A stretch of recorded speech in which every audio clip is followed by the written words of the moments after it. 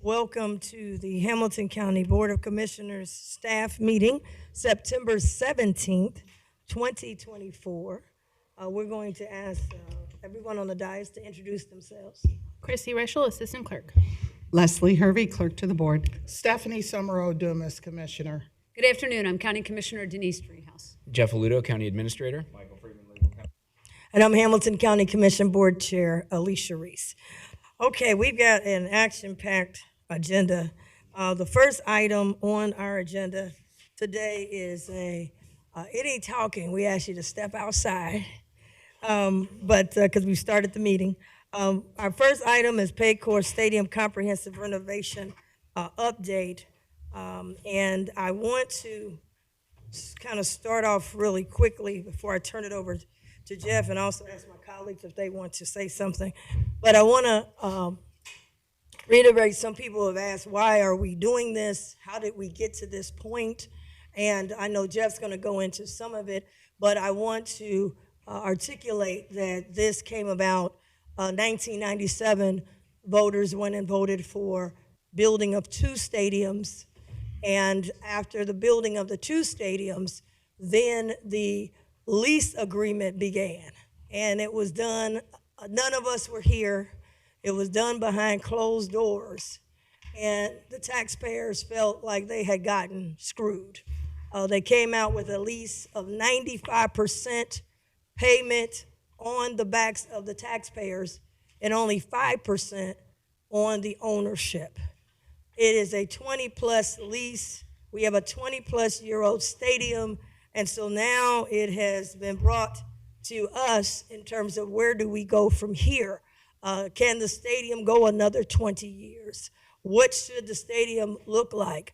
My understanding is both the Bengals ownership and our administration had sat down with the legal teams and had agreed that as we go to the 2026 deadline of this lease, that there would be a master plan, there would be a consulting firm hired to look at what are the options. I want to say to the taxpayers that are watching, no decision is made today. This is not the final situation. You will have a chance to have your input. In fact, you can contact each of our offices and Mr. Aludo's office when you see this, because we want to hear from you. In my state of the county, I indicated as we move forward that we want to move from behind the curtains and out into the public. And we want the public who is paying for this, the taxpayers, to follow along every step of the way. It's not enough to just show us something. We have to show the people what we see as we're seeing it. And we're going to have questions today. I know my colleagues, I know myself, we're going to have questions as well. So I wanted to highlight that, because I know that when it's over, there'll be some headlines. I don't want any confusion. This is not the final. This is us, the people. We're seeing it all for the first time, and there will be questions. And I'm sure the people will have questions, and I'm sure our board will have questions, and even the Bengals will have potentially questions. So I wanted to point those components out before we get started, because they'll be going deep into a lot of stuff. A lot of stuff they say will not be able to fit into one article, because they won't give them enough room to write it. It can't fit into one newscast, because we only got 1 hour news, and we can't take up all the news. We are on YouTube, and you can go back and get all of the questions. You can see it in its entirety. But I wanted to make sure that as we begin this discussion today, this is something that I know myself, and I don't want to speak for my colleagues, but I know I said I want it out in the open. I want the people to follow along. I don't want anything behind the curtains. I don't want a piecemeal. And also the current funding model, we can't go back with that. But in this lease, the Bengals will have an option to continue with this 95%, 5% deal. We have no control over that. But as we present something, or as they present something, we have to look at it. So our board has said we want to diversify the funding. So don't get in there and say, oh, Lord, Is this cost? Is it going to take my house? No.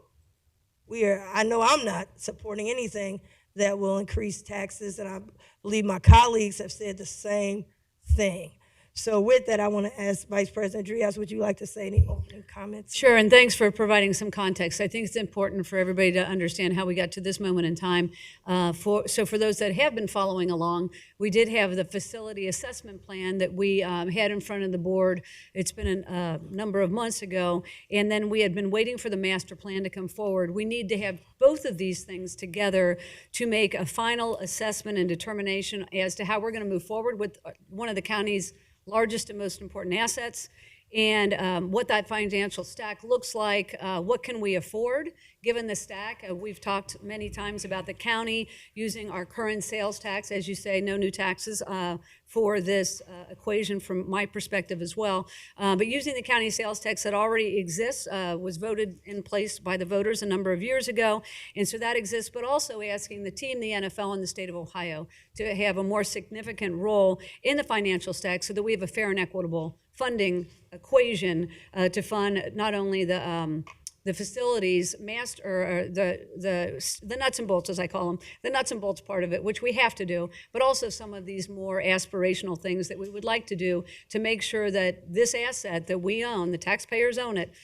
serves us well into the future, not only for NFL games, but also for other kinds of events and things that we want to bring into the stadium. So that's where we are at this moment in time. We've all talked about doing this at public meetings. I expect we'll have many more public hearings about this. There seems to be a great deal of interest. And I'm out and about all the time, and I always get asked about the stadium. And so here we are talking about the stadium and showing the public what has been put in front of us, and what now will have, what the conversation will revolve around, knowing that the Bengals and the county will be partners in this conversation. And I do want to say as a caveat, the Bengals have seen versions of this, so it will be no surprise to the Bengals that these things are in this plan. And so we are looking forward to continuing the conversation with them and having this presentation so that the public can see, these two plans come together and what that looks like for the county. Thanks. Thank you. Commissioner Dumas? Thank you so much. Not a lot to say. I want to move on to the master plan, but it's good that we had the background. And as you hear as residents, that 95% the residents have been hooked into for too long, forget about it. That's not going to happen while I'm up here. Throw that idea out of the window, and we keep bringing up that we're not going to allow it. We've already agreed as a board. It's so incomprehensible that we will allow that to go again. They have the option of 2 years and another 2 years, but we also have the option, and we can really show you better than we can tell you that we are serious about our residents and what needs to happen, and that will not be allowed again. That's all I have to say. I just want to see the plan. Thank you very much. I do want to add, there was a question about, Cleveland had met with the governor. Where is Cincinnati? I want to indicate that we did meet with the governor. I was at that meeting, and he had his full high-level staff, and we communicated what the board needs and the fact that we got to have a diversified funding model. And I was very direct with the governor, saying that you can't give everything to Cleveland and leave us with the scraps. I was at the State House, so I know how that works. But he said he was happy to hear from Cincinnati because he had not heard. So I want people to know that we have reached out. We are on the radar, and we've indicated that we certainly have to get our fair share and not be left with the scraps. With that, I'll turn it over to Mr. Aludo. Thank you, commissioners. It's my privilege to introduce this topic today. There's a lot of people here who are going to help provide the presentation, but as the commissioners indicated, this is really a first look at a proposed vision for the future of Paycor Stadium. Before I get into my brief comments, some of which set the stage as the commissioners have done, I do want to just thank a few people that are in the room. So first, I know that our Stadia and parking operations team is here. Joe Feldkamp, Jim Morgan, and Joe Paul are here, so I want to thank them for being here. Roger Friedman with the County Prosecutor's Office. Tom Gableman's here, is going to be providing some comments a little bit later from Frost Brown Todd. Also, our architects with MSA, Mike Schuster and Bill Baker. They've got a strong team here today. I'm going to let them introduce their full team. We also have Pete Bergman and Nick Rosian from Messer Construction, so I want to thank them for being here as well. And if I missed anyone, my apologies, but there have been just a lot of people that have helped us along the way with this, including our friends at the Cincinnati Bengals who have helped us along the way with this as well. So although I don't think there's a representative here today from the team, do want to thank them for all of their assistance on this. So just a little bit of background. Christy, if you wouldn't mind queuing up the presentation here. There we go. The agenda here. I'm going to just give a little bit of background, talk about the goals, some of the high-level goals that the Board of Commissioners had established as we got into the master planning work. I'm going to turn it over to Tom to talk a little bit about the context throughout the country for these types of renovations. Then we'll get into the master plan, talk about or what we call the comprehensive renovation plan, and then we'll get into, or we'll talk as we wrap up about a path forward. So in terms of some background, and Commissioner Rishi stole some of my thunder on this, I'm just going to go through this pretty rapidly. But back in 1996, the voters of Hamilton County did approve a 0.5% sales tax for the construction of 2 stadia on the riverfront. That result led to the construction of Great American Ballpark and Paul Brown Stadium, now called Paycor Stadium, to replace the obsolete Riverfront Stadium, or what was later known as Synergy Field, which was demolished in 2022.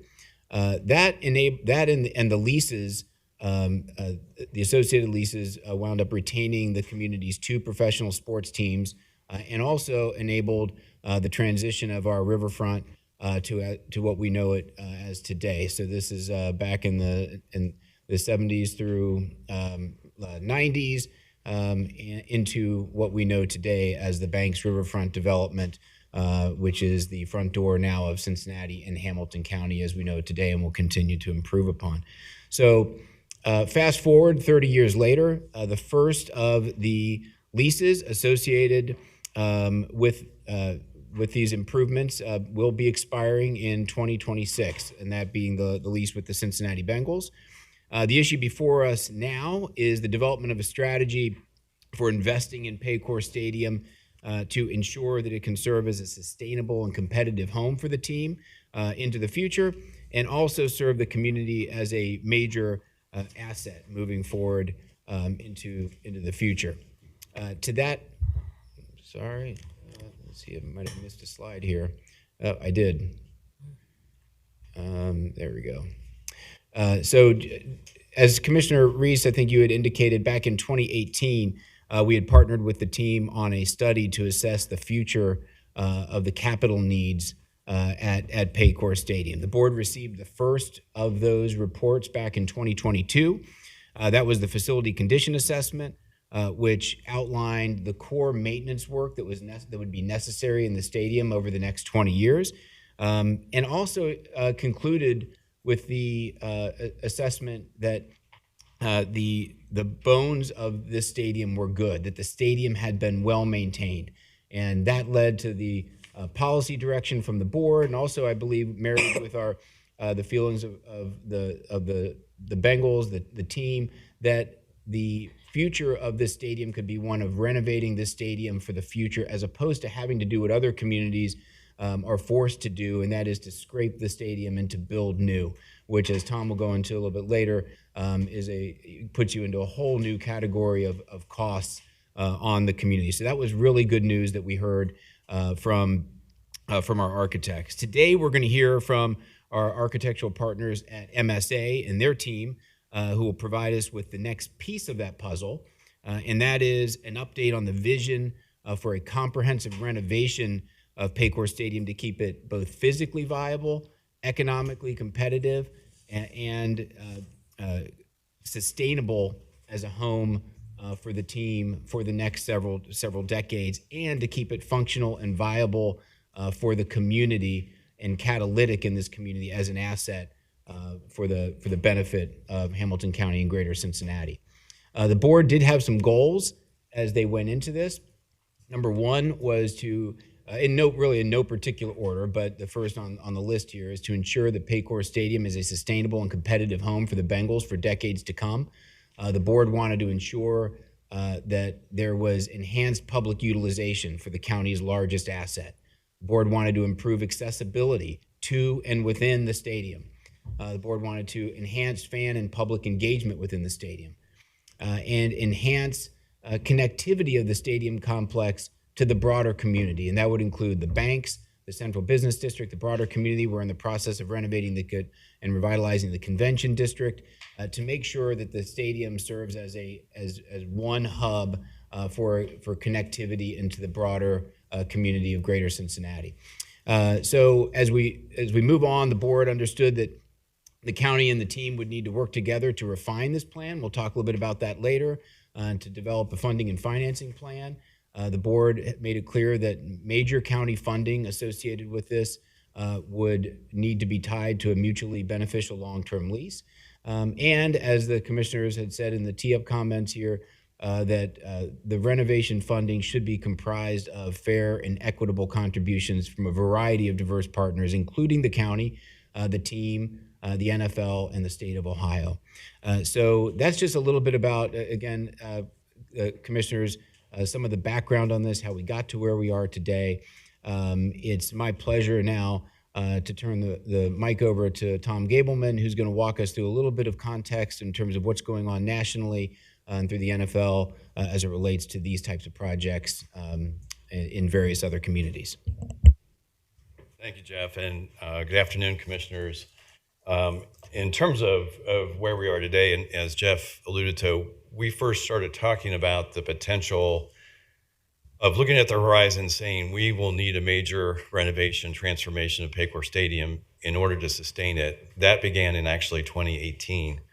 And a lot has occurred over the last 6 years to get to today. But in terms of where we are, and the primary difference, and Jeff alluded to this, that Synergy Field, within our own community, we built a stadium in 1970, open for the All-Star game back then, and it was imploded on October 2nd of 2002. That was 32 years. This stadium is approaching 24 years of age, and yet the county invested with the team and said, let's assess this. Is it something that can be sustained? Are the bones good? Can we invest and get the return on an investment? And the answer came back with that assessment and said, yes, we don't need to scrape it, we don't need to demo it or implode it, that if we do invest, this can last for decades to come. And there are costs obviously associated with that. And so I recall when that, it was a facility condition assessment that was issued, and we'll get into this clarification. First of all, the total on that assessment was $493 million. However, that was not just for capital repairs. That was for capital repairs, maintenance and operations, and improvements. So what you'll see here today, in the numbers that we're going to talk about today, will include what's necessary to address the capital repairs in the first 5 years of the renovation, as well as what's necessary to improve Paycor Stadium with the master plan. Two different topics. So, but all is going to be covered, because I guess is what I'm saying. So they're not additive. But to go back to Commissioner Dumas, you asked this question when the assessment was issued. We're looking at a significant sum of dollars, whether we're saying it's $100 million or $400 million, just like with your house. Do we invest in it, or do we sell it and move on, or in this case, scrape it and try to build new? Just in terms of where we are over the last 27, 32 years, what has been happening with stadiums of similar vintage to ours, the cost of stadiums continues to increase, primarily because these are very large, complex structures. They're 1.5 million square feet. So take the average office building, which is a pretty clean build to do, is about 300,000 square feet. We're talking about close to 2 million square feet in terms of a typical stadium. So those costs, and what you see here, have continued to increase. So we'd be looking at $2.5 billion. And within our own community, within our own constraints, we know there is not a funding pattern, not a funding model that can get us there to $2.5 billion within our own community. On this particular chart, you see SoFi is basically the stadium that has kind of led that out in LA with close to $6 billion in 2024 dollars. Chicago has one that's under the planning stage, that's at $4.2 billion. And then even within our own community, within our own state, just to the north, Cleveland is looking at scraping their building and a $2.4 billion investment to do a dome stadium in Brook Park in Cleveland. All of those say to us, given that with an investment and what we have basically today, you'll see with about $75 million in capital repairs over the next 5 years, if we invest additional dollars, this stadium, and invest now, it's a prudent investment, will in fact be sustained for decades. And those renovations, so how does that line up in terms of context? And again, those have certainly significantly changed over the years because they are large structures. But then across the country, an average renovation of a stadium of this magnitude, similar vintage and so on, ranges from $950 million to $1.5 billion. And if we look within our own peer markets, so for example, in Jacksonville, they're going through a renovation right now that will be basically $1.5 billion renovation dollars to start, and that's going to start next year.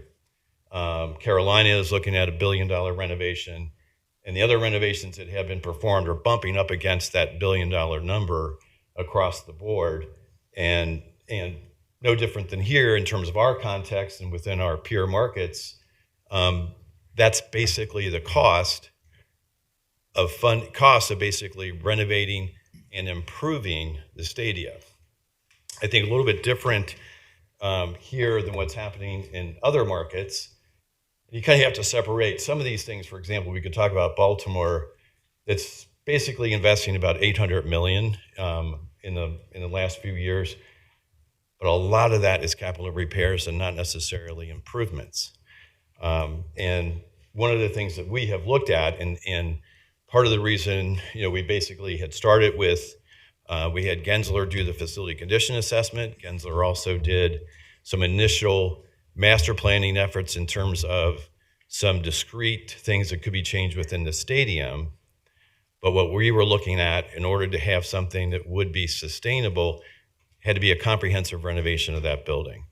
And what came across from this board over and over again is we know that whatever we do with this building to renovate it, it's going to take care of the team to ensure that the team remains competitive within the NFL and can in fact succeed here in the community.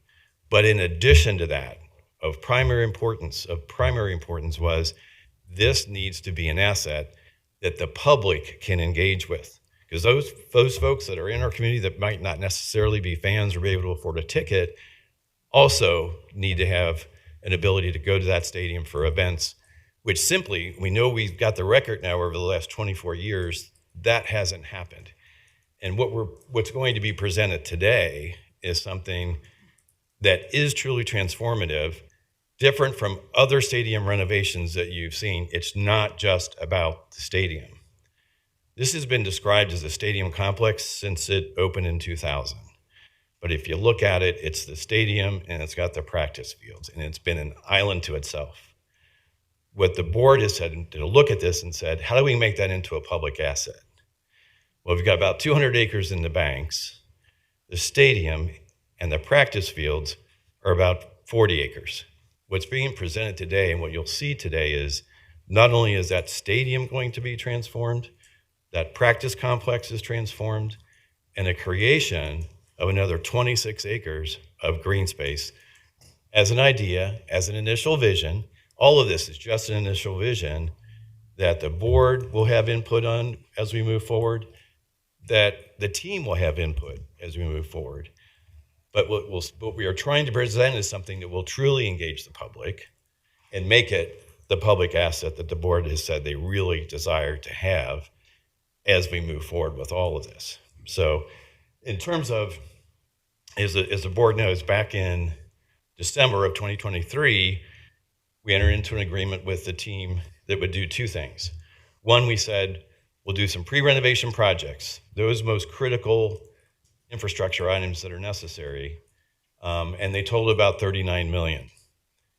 The design build team that we engaged to do that in very short order was Messer Construction, MSA Sport, with a combination of about 6 or 7 other firms that Bill will go through.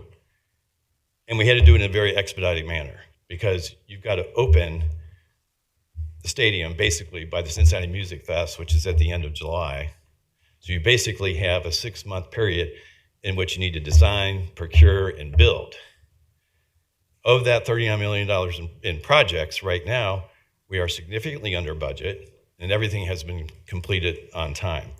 In large part due to the work that's been done by both Messer and MSA Sport, along with all the other consultants, in addition to sitting at the table with the team over the past 36 weeks on a weekly basis. This team, Messer and MSA Sport, became very integrated with understanding the complexity of this building and what would be necessary in order to do a comprehensive renovation. And that's why the county has said, okay, well, let's advance that comprehensive renovation plan as an initial vision.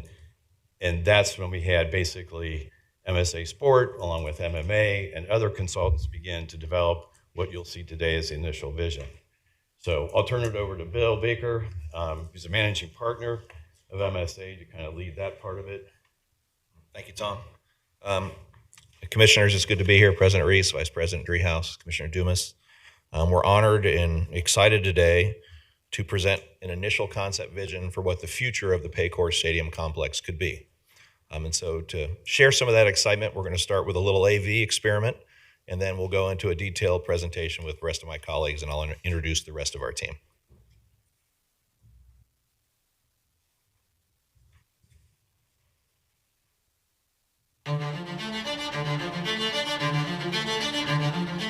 Who holds the key for the gateway to the city? The fulcrum from Fountain Square to the Tall Stacks. The pivot point that unlocks every ounce of potential along the river.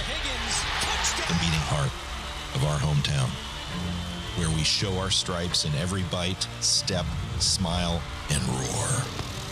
First down, touchdown, get down. This is a cavalcade of memories made.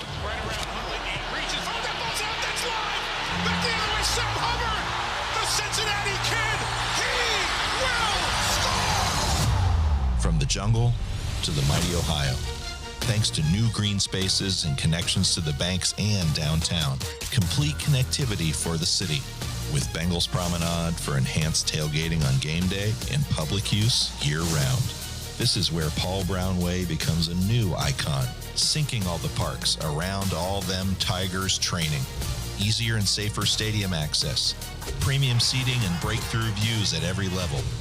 This is groundbreaking growth, redefining the way you watch your Bengals, all designed to enhance the way they build for battle. The north end zone, now the envy of the league. The south end zone, raised and expanded to meet your expectations for this team. 365 event spaces, a championship experience for the 513. This is a place 56 years in the making, and we're still just getting started. Creating a game day extravaganza for all ages, one that pays homage to rich traditions while raising the bar for an entire region. So I'll ask one more time, who holds the key for the gateway to the city? Every single one of us. When it comes right down to it, you. The new Paycor Stadium, made for Cincinnati to roar.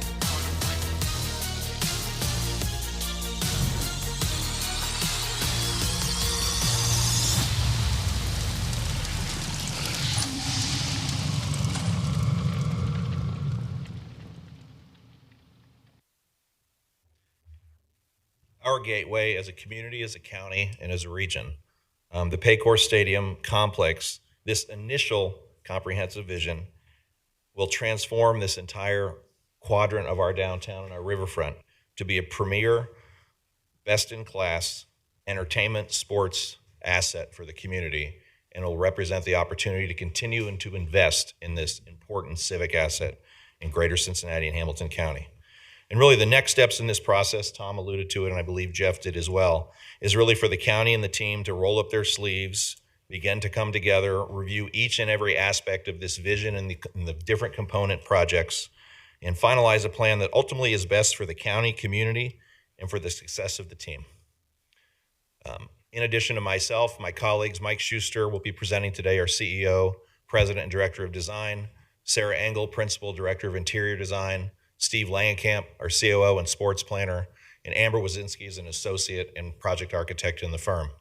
And we couldn't have done this, as Tom alluded to, without an incredible team for this plan and vision, led by our partners at Messer Construction, Kleinger's Group, MMA, THP, the Preview Group, AEC, Thermaltech Engineering, and Lurch Bates. There are many opportunities with the stadium that we began to assess out of the FCA report, and some challenges and opportunities to overcome, which is natural in the evolution of a building of this age. We began to look at operational event conflict, how to make it more seamlessly to operate regardless of the event. Looking at some of the constraints of pedestrian access and flow into and out of the building, whether it is for a football game or another activity, a concert. There's limited capacity for multi-purpose public events, so increasing the access to the building, providing a variety of new spaces and new opportunities for community use when the building's not being used for a football game. We wanted to improve utility for conferences. We wanted to improve fan experiences and options. When this building was built, the fan experience was different for large events like an NFL game or a football game or a concert. So we wanted to update the building for modern expectations. And certainly disconnected upper levels, as Tom alluded to in our work with the team throughout the 2024 projects, the east and west disconnected upper levels create some operational challenges, not only for the team, but for building operations. So looking at that and how could an initial renovation vision help improve the asset and the usability of the building at the top. And I'll turn it over to Mike to talk about the vision.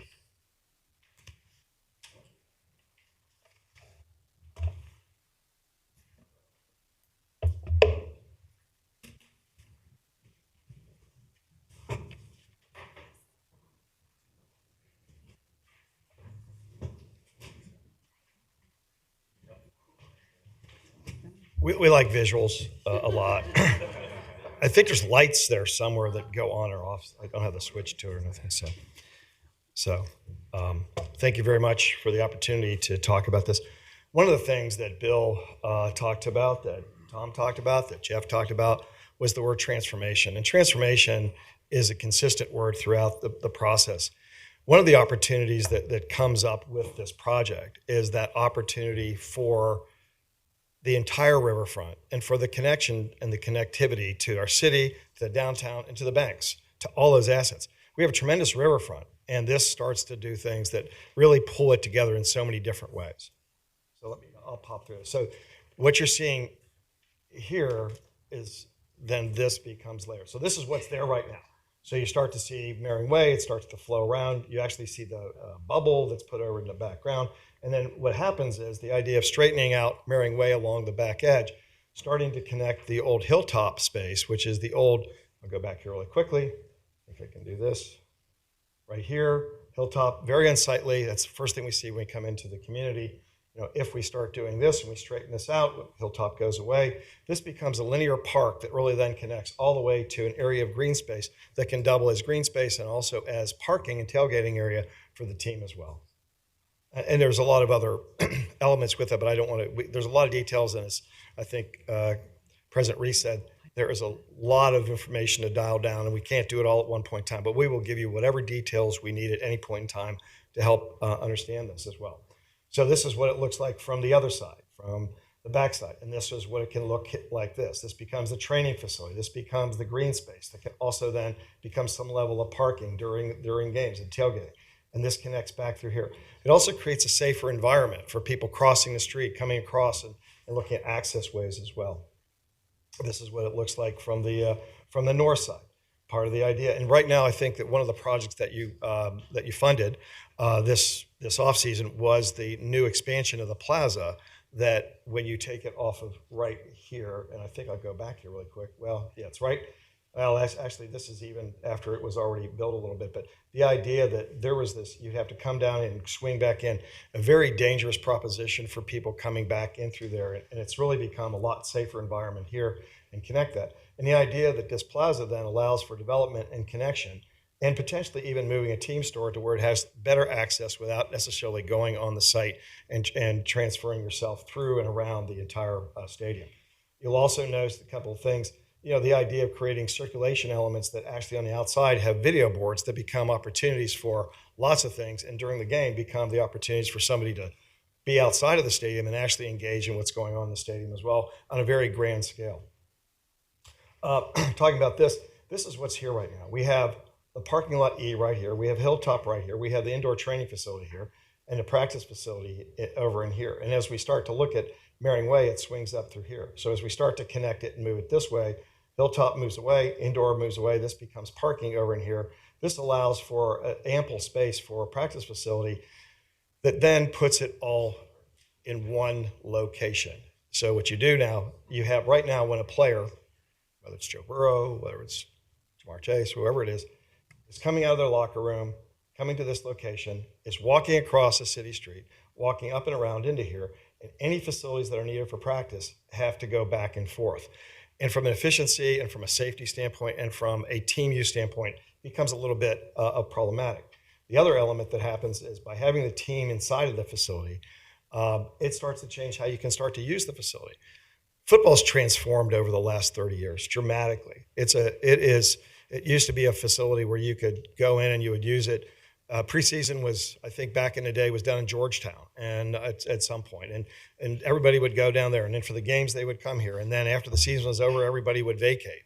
And right now, NFL football is 24/7, 365. And so having access to the facility all that periods of time creates a little bit more of a hardship for using the facility as a community functional space. So moving them starts to do a number of things along the way and really starts to enhance the opportunity within the stadium to go forward. And the idea is that we expand the plaza all the way around it and get a lot more space for people to move in and around. It is very unsafe and very complicated to move around the stadium. And I'll go in a bit about how the vertical circulation and horizontal circulation in the stadium really does start to become improved doing this. Then you start to move Marion Way through here. You pick up the green space parking over here. The Bengals Way right here, the Bengals Promenade that connects right back over into this space. Training facility over here. And then start to create a pedestrian way along Central Avenue that allows that to become an outside space for fans and for people to walk through and enjoy the park as well. So it all becomes very dynamic in terms of its all organization about it. And within the facility itself, and as Steve is going to talk about that, just want to note that one of the things about it is that, again, by doing the things we're talking about, we start to create a much cleaner operation for that to occur. Here's your thing, and here's your, that's your. I don't know about you guys, that video, I'm a former football player. I had actually played at the Ohio State University, and that video gives me goosebumps, and I'm ready to go play. Now I'm 52, and that. I think they could use you right now. Yeah, this body tells on me these days. So we're all familiar with this. This is the current practice facility, so I'll move on. Sequencing, most important with this project and the improvements to Paycor requires the team to relocate to a new home. This will allow for phasing opportunities for the stadium to become an entertainment hub for concerts, conventions, special events. So what you're looking at here is the new home for the Bengals. This facility will have everything the team needs to train, compete, and succeed. You'll have secure parking for the front office, management, players, coaches, expanded office space with conference rooms, media rooms, event space, new locker rooms, team rooms, coaches' offices, film rooms, new weight room, medical and training areas. What you see here in what this does for the team, it sets them up for success in a new home.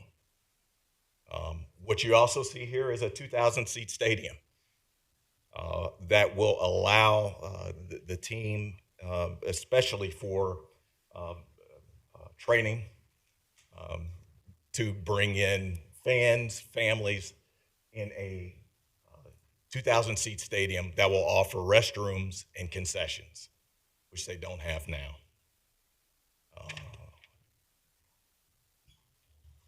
This is a view of the new practice fields.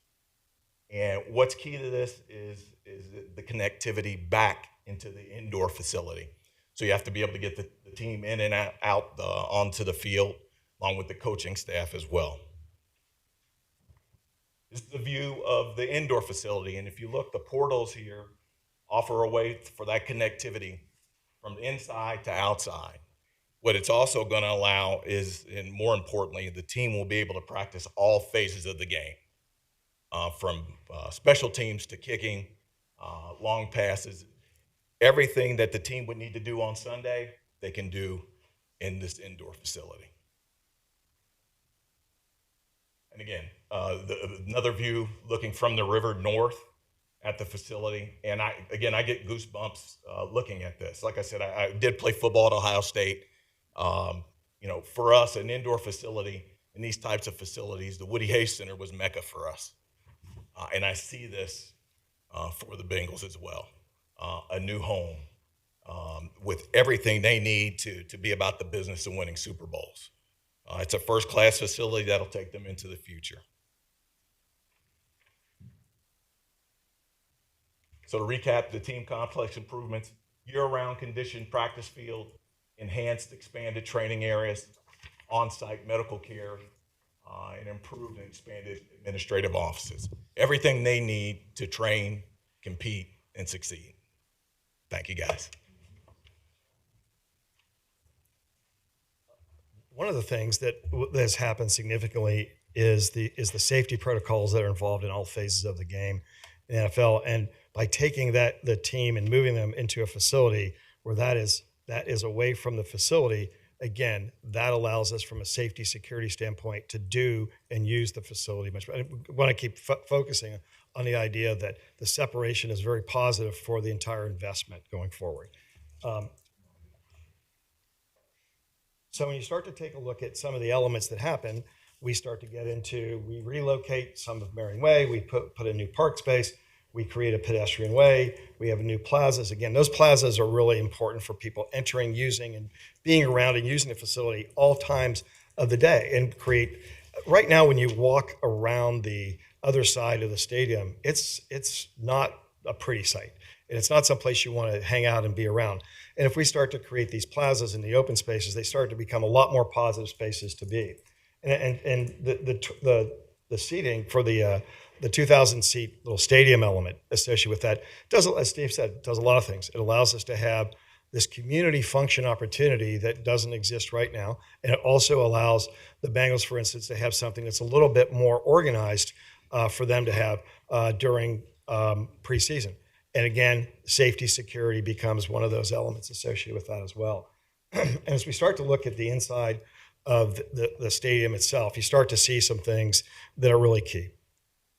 One of the things that Jeff had talked about was the idea that the bones of the stadium are very good. They're very strong. And they're very unique. Architecturally, this building has been noted as an architectural piece. It has a lot of good basic properties. One of the things, though, that it fails to do as well as we'd like to see it do is the access and security and the vertical and horizontal circulation elements associated with that. Most of the elements that get added, that are really being added to the facility, are really about levels of getting to and from seating and in and out of the facility quickly, safely, and conveniently. As a fan, waiting in a line forever to get in becomes complicated and uncomfortable.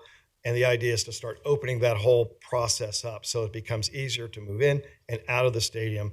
So if I take the model and I point, that's really cool the way it goes through the glass like that. People ever see it. So the idea is that in the north end zone, that becomes more of a vertical circulation element. And you see one on the other side. Those also have video screens on the side. Those become escalators and stairs in the same way over here. So if I get into that, we start talking about that. this is the current north end zone. This is the scoreboard that's a little offside over here. This is that raised area that connects to nothing. It literally, you have to come up and come in and down in this whole facility. And I think as Bill had talked about, the east side does not connect to the west side. Not only is that an operations issue, it's a safety and security issue as well. If somebody needs somebody and somebody's on the west side but needs to be on the east side, they have to go down, over, and up.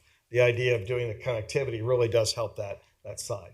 So then the scoreboard becomes bigger and more like the scoreboards and more appropriately sized and in the above average size, not the biggest one. I think there's a couple of those that are pretty mega, that the scoreboard becomes as big as most stadiums are. So that creates a great opportunity for the fan experience. We take the upper deck and we continue the concourse all the way around it. And now what we have on the top of that is a standing zone, and it really becomes a standing room area that becomes, call it a party deck, a place to watch the game without necessarily having to be in your seat. And we see trends in that consistently in all sports. The idea of watching from not just your seat, from seeing it from ever. And then the idea of adding some additional seats in here, adding a club back in here, but the club would be more of a regular club, maybe think of it as a sports bar kind of thing, not necessarily something very fancy, but just the idea that you can have an enclosed area on the north side, some seating in front of it. And what also happens is, and you start to see a little bit behind, if you start looking at the idea of 4 new escalators being put on the backside to actually replace, there's one of them now, this would actually put 4 at that same location. And again, you can see on the outside of the stadium, this element would be the circulation element, but also be a video screen. And literally during the game, people can sit outside and hang out outside the ballpark, the stadium, without going in, and actually watch the game and see what's going on. This is the club, nothing outrageous, but a great view to the field and all the way down to the river from this side. Yeah, we can go through in details a lot of things, but things can change over time. To talk about this a little bit, this element allows us to have this whole idea of vertical circulation and safety. The other idea is that when you come in on this lower level, you come down below, immediately upon coming in, you're going up. Right now, when you come into the facility, you walk in, you have to walk a pretty long way to go vertically. What that does is it adds twice as many people into that concourse, which creates a very crowded and uncomfortable situation as well. By allowing them to go directly up, you've taken the load off of the horizontal area all the way around the entire stadium. The other elements that we have, we'll go through those, are some other circulation elements as well. And so what we have is we have this whole open upper deck with concessions and bars and maybe even a spot out here that sticks out that could be the ruler of the jungle, so that during the game now it becomes more dramatic and becomes very fan friendly. But what it really does is it also allows us to have this convenient access around and allows us to have access at all levels all the way around as a circulation element. So we have stadium connection, we have vertical and horizontal circulation improvements, great fan experiences, a bigger scoreboard. And then when we get into these other elements of circulation, you start to see, this was the first game of this year. This is coming in off of the ramp, and the distance on this gate, I think this is gate A. And gate A is you come in from here to here. That's the only distance you have to get into the metal detectors and in there. And you can sense the size of that crowd waiting to come in. By opening up, is it C? Yeah. Yeah, by opening that area, that's right, C. And A is very similar to that same location. D, the main one that was just put in, is a little bit better. But this element creates a big safety condition as well. So what happens is that by modifying the entrances down below, as we're trying to do down below off of the main Central Avenue, we start to take the load off of that location as well. One of the biggest complaints about the stadium are the escalators that go up to the upper deck. There are 2 of them, and they're very long, and if one's broken, you've got 1 of them. And what happens, I know that was really tough math, but the idea is that if all of a sudden you're trying to go up, people do not like to go upstairs. They do not like to go up ramps. They do not like to wait for elevators. They want to go up an escalator. That's what they want to do. And the idea is that at this location, we would actually have, where the people would come on this gate, 4 escalators that would actually go up and then transfer at each major level to allow for better access throughout the entire stadium. Also, 4 new passenger elevators that allow you to go up, as well as exit stairs, 2 exit stairs that can also be exiting out. So we have a lot more opportunity to unload the stadium and bring it in a safety environment as well. And if you've ever been down for this, if you start to look right here, if you start to see this right here, this is a metal queuing line. These are the people that are queuing to go up the escalator. It's like that every game. The idea by adding 4 times, I think we're actually adding 1, 2, 3, 4, 5, 6, 7. I think there's 8 or 9 to 10 new escalators throughout the whole facility. It starts to really move people a lot faster through the facility. This is the entryway that you start to see the massive levels of crowds, and these do occur. But one of the things we're also looking is adding a few more opportunities for people to come in. And again, have them come in at a location where it's less tight. That is down below or on the expanded plaza area location as well. So what happens is we start to put in a new entrance right back. For instance, this is along Central Avenue. We actually even have indicated maybe a statue of Paul Brown at the entrance. These become stairs, elevator access in here, and your security point is down below, not on the more crowded concourses, but in the area where you have a lot of room to queue people in a really convenient way. So when you go back over here, you also have the opportunity to add, we're actually adding 2 escalators on either side versus there's 1 right now that goes right here. We're adding 2 plus 2 to get up to the upper deck as well, also, along with exit stairs as well. So the idea is that you can come up into the facility from down here, you get up, and your vertical circulation is very, very clear. The interesting thing, and we talk a lot about design, what things look like. But if you really look at what the stadium is getting, is the idea that they're getting elements that really do a lot of the functional considerations rather than just what it looks like. And what it looks like is important, sure, but what's really important is the idea of having it operationally safe, operationally effective, efficient, and have a great experience for everybody. And that means anybody and everybody that uses the facility. That's very important. So these elements get added to the side. They start to fit into the design. But really, they're not just design elements. They're actually housing and operating the vertical circulation that goes up. So you start to see those elements on both sides.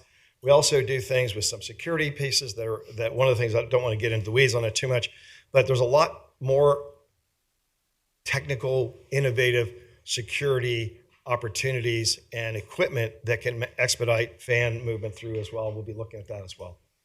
Also, coming in from the street, we have the opportunity of having a lot more accessibility rather than having to find one elevator, one place somewhere that takes you up to the upper deck or a long ramp. We start to create vertical circulation that allows you to go up and down in several locations in the whole facility. So we have better connectivity, we have better safety, we have better capacity, and a lot more expanded decks going forward. And then Amber is going to talk about the south end zone area. That is the element that you can push and pull. Okay, so the next area that we're going to talk about is the south end zone transformation. And right now, this is currently the home to the team's operations and office space. And so if what we do in the proposed plan is move the team across the street and give them their primary headquarters in a separate location, this then becomes the biggest opportunity within the stadium to reclaim space for not only fans on game day, but also for the community throughout the year. So this first view that you're looking at here would be an expanded roof deck we would keep the roof deck that is currently on that south end zone building, but we would expand it out and then make it accessible from a new seating section that would be at that south end zone. So you see that in the area on the lower right of the screen. And so what would be up on this deck would be restrooms, concession stands, a new party deck, and some different bars and standing areas to not only watch the game, but then also you could see out to the riverfront. And so this becomes a really great space, again, not only for game day, but also for different events when the weather is nice and it can be occupied. So this next view here is looking at the south end zone building from the south. And so it's the area highlighted in orange there. And it's multiple levels. It's about 60,000 square feet. And that first level of the building would then be transformed into a food hall and a small in-stadium team store. And then the second level would be all interior space. It would be interior event space that, again, could be used on game day or throughout the year by the community. And then the top level of that would be the roof deck that was shown in the previous view. So this is a great view looking at the south end zone from the interior of the stadium. And so what you can really see in this view is what we would do with the seating at that south end zone area. So we would remove the current south end zone seating at the plaza level and then add it back in, but raise it up. And so that does a few things. It allows for more seating in that south end zone area, but then raising it up off the plaza level gives us a huge opportunity for standing room along that edge there and views into the field. But then it also opens up a ton of circulation space along that main concourse area, which helps with overall circulation throughout the stadium. This is a view of that first level that I had mentioned, the food hall zone. And so this would provide a few different vendor stations, probably 6 to 8. And so those could be occupied by a variety of different tenants. So opening up a lot of different options for people to go grab food. They could sit in this area. They could then go back to their seats or stand in one of the standing room areas. But we'll be very activated on game day because it flows out into that main plaza level. And again, would be a great spot for a happy hour or some kind of other event throughout the year. This is a view from the second level of that south end zone building. And so looking at a night view of that space, and that could be used for wedding receptions or graduations, any kind of city or civic community type celebrations. Great view of the riverfront from that space. This is that same space, but rendered during the day. So again, a very unique opportunity in terms of what we offer in the city right now as far as spaces that overlook the river that are in the stadium, and really a unique opportunity throughout the country too. And so this could be used during the day. It could be overflow from Duke Energy Convention Center. It could be meeting space. It could be community workshop space, tons of different opportunities. And so there's a few things to take away, especially from this south end zone. And so I think the big ones are reclaimed space for the public and for fans during game day. There's such a variety of spaces in this building between the food hall, the event space, the roof deck, and then new seating and improving circulation and viewing areas throughout the stadium.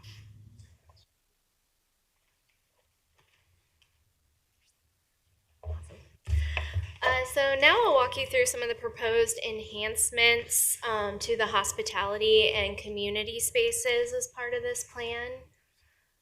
So here you're looking at one of the club lounge spaces. And really the existing club lounges, they may operate pretty well for game day, but they don't operate super well for special events because you have a couple of things happening. The location of the bar isn't the most convenient for laying out special events. The location of some of the circulation, so you see that large stair going down right into the middle of this large volume space that you'd love to be able to lay out and plan for special events. So that's kind of constricting what you can do in there. There's a little bit of a lack of technology AV. So when you're in this space, you're really disconnected to whatever event is happening within the stadium itself. And there's also no views to the bowl. So when you're in this space, it's very insular. You're not looking at what's happening, whether it's a concert, whether it's the game. So we've looked at transforming these spaces. So you can see what we've proposed here for the east side. So the East Side Club really overlooks the city, taking on some inspiration from the architecture, kind of sleek architectural elements of the city. We're proposing large video screens at either end of the club, relocating that stair so that you open up a large volume of space for these special events. Also relocating the bar, and as you'll see in one more slide, this looking at it in a special event, maybe a banquet. What you'll see here is basically the existing limited views to the field, really just through those door openings. What we're proposing is actually relocating some of the seats in the bowl to open up an aperture of glass so you can really connect with whatever's happening in the stadium down on the field. Kind of pull some of that energy from fans into the space. And so here we'll get a little bit closer to that so you can see that new aperture to the field. really starts to engage the club space and whatever game, concert event that is happening in the stadium. Also proposing as part of these club refreshes to add some exterior space. So huge for special events, being able to have some overflow exterior patio space. That's what we're envisioning here, that actually provides a canopy element over top of some of your main entries. So that allows you better circulation, larger circulation, and some security enhancements down there. So then looking at your West Club, right now you can see that both clubs are really designed in the same manner. They look very similar, almost identical. So what we're proposing is that we would differentiate the East and the West Club to provide better offerings, more variety for special events. If one doesn't necessarily meet the aesthetic need of the event that you want to hold there, perhaps the other does. So the West Club really overlooks the new practice fields and the new park, the green space. So taking on more of this urban jungle feel. Many of the same elements, the large screen at either end of the space to better engage with what's happening in the stadium. And then again, one of the biggest things, that view aperture to the field, so that what's happening on the field can really start to activate the space. Same thing over here that we're proposing, deck. Again, the same enhancements to security and circulation on the lower level below that deck. And looking at the overall space. So you can see from this view is really taken from within the bowl. You're looking at kind of with the blue and the pink highlighted area up top, if I can get this laser, yeah. This area here is really that glazing to the club that we're looking at, those view apertures to the field, relocating the seating right there at that 50-yard line. And then the next project that we're gonna look at is really looking at this seating here. Right now, there's no opportunity for more like field level clubs, premium opportunities outside of the club level. So we started to look at if the team moves their facilities out of the space, still keeping game day operations, it frees up a lot of square footage that you can reclaim for special events and additional club offerings. So that red highlighted space is what we're looking at as a field level club. So this is really a rendering of that space. You'll notice that it is kind of more deep into the stadium space. It's internal, taking on this idea of this layer, this kind of clawed cavern. Very high kind of premium event space, overflow for any events you might be having at Duke Energy, for game day. It's associated with those seats that we looked at in the lower bowl. And I'll turn it over to Bill. One last opportunity we wanted to explore was the area around Gate A. And as we work together as a team and talk collectively, leveraging this existing space now, which you come in at the southeast, which will be enhanced by the new green space and redevelopment of the riverfront, and to look at it as an opportunity to maybe celebrate the heritage of the team and the community and the city. We've coined it the Hall of Champions, using interactive AV, using opportunities for memorabilia, graphics, branding, whether it's team-based or civic-based. The opportunity is to really engage that space, lighten it up, make it an exciting place and a destination for people, for the common fan, anybody in the building coming from the upper decks or the lower decks, whether you're general admission or premium club. It's a place to gather together to celebrate the community, the county, and the team as well. And so really the event space, we're calling this event space because the focus of this is activating the building by doing all of these steps, by proposing moving the team, operations, and headquarters across the street. Every space we've seen here today can be used for community and event purposes, whether it's civic functions, private events, corporate events. So really the big features here are new east and west field level club opportunities. Again, by moving the team out, we're creating more space in the lower level of the building to recapture And ultimately, the design and the aesthetic of all these will be something worked on by the county and the team.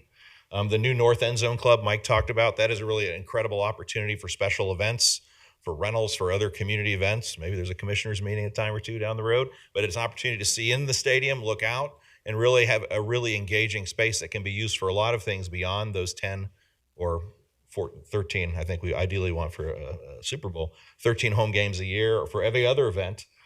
Renovating and expanding and revisioning the South by the team moving out to the headquarters, taking that South building and leveraging it its position on the riverfront for corporate events, meetings, community events, the rooftop deck, a lot of activation opportunities there as well. And then looking at the existing East and West club renovation, and part of it is expanding it to the South, making it a larger space. There's a tremendous opportunity to really leverage those, activate them on a regular basis for the 350 some other days a year that this is not the home for an NFL football game. So the idea is, how can we really activate, and everything about this plan has been about activating and leveraging this as a community asset that's also sustainable for our hometown NFL team. So in summary, significant, this is some details here. There's really been significant investment in expansion, going from about 1.4 million square feet to 1.9 million square feet. This enhanced area of the entire complex really focuses on, as Mike talked about, building circulation, improving the access and use and connectivity throughout the building, horizontal and vertical, fan amenities, community engagement, hospitality, community use spaces, significant increase of space. And also by getting the team across the street, there's some increase in space for their operations and their use, because as you know, it's cramped where they're at in the stadium, allows them and gives them, equips them with the tools to be successful as an NFL franchise. And another summary is the whole goal has really been a no net loss of seats in the buildings. And I won't go over these details, but really the whole idea is to really improve this from pedestrian, increase the usable square feet for the community and the team, and improve the event and fan experience regardless of what's happening in the building, from a civic function to a private function to a game, whether it's NFL, collegiate, high school, or whatever use, or a concert as well. So in the end, the goals from this initial phase are to really make Paycor Stadium an engaging multi-purpose sports and entertainment venue and hub for our region, to make it modernized, expanded, and updated, leverage this incredible civic asset for the community use, make it an enhanced and varied patron experience regardless of its game day or private events or community events, utilize this public asset, make it a sustainable home complex for our team, and a best-in-class complex in the country to celebrate our beautiful, incredible riverfront. So we'll leave you with this. The vision is to take it to this, from the existing to something amazing like this in the future, and we look forward to seeing the county and the team move forward into next steps. So now I'll turn it over to our friends at Messer Construction, who are going to talk preliminary estimates.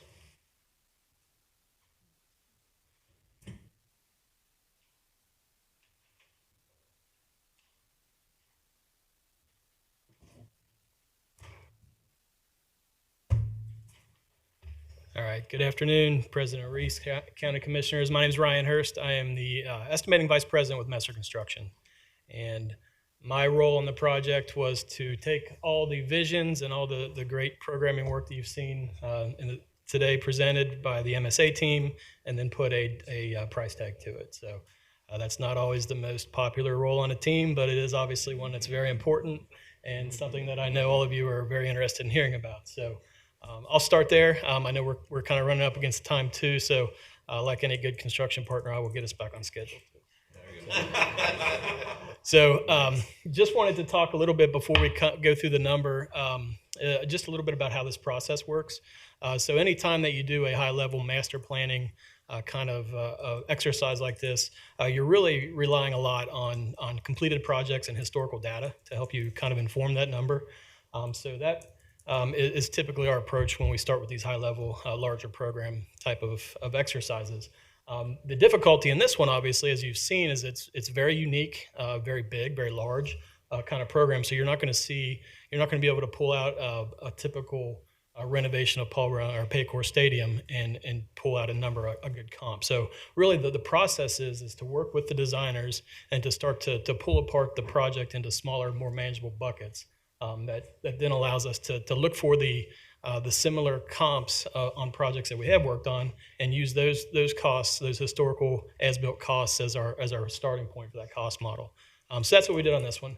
That's kind of the bulk and the baseline of the number. From there, then you look at the specifics of the existing conditions and the goals of the project. You start to layer those on, and then you start to put in the overall owner's costs and soft costs for the project.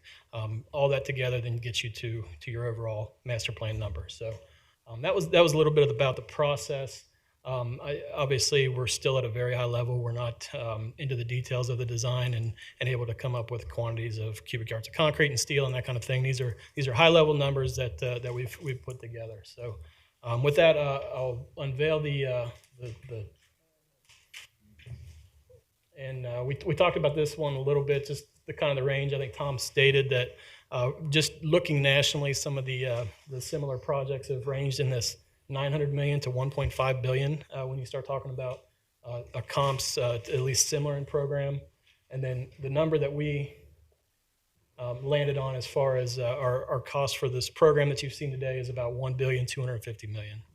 So again, that's inclusive of all the concepts and all the scope and program you've heard about today. That also layers in the owner soft cost. So that would be a total project cost for the program that we saw today. Try to get You leave us with the bad news, and then you drop the mic. What did he say?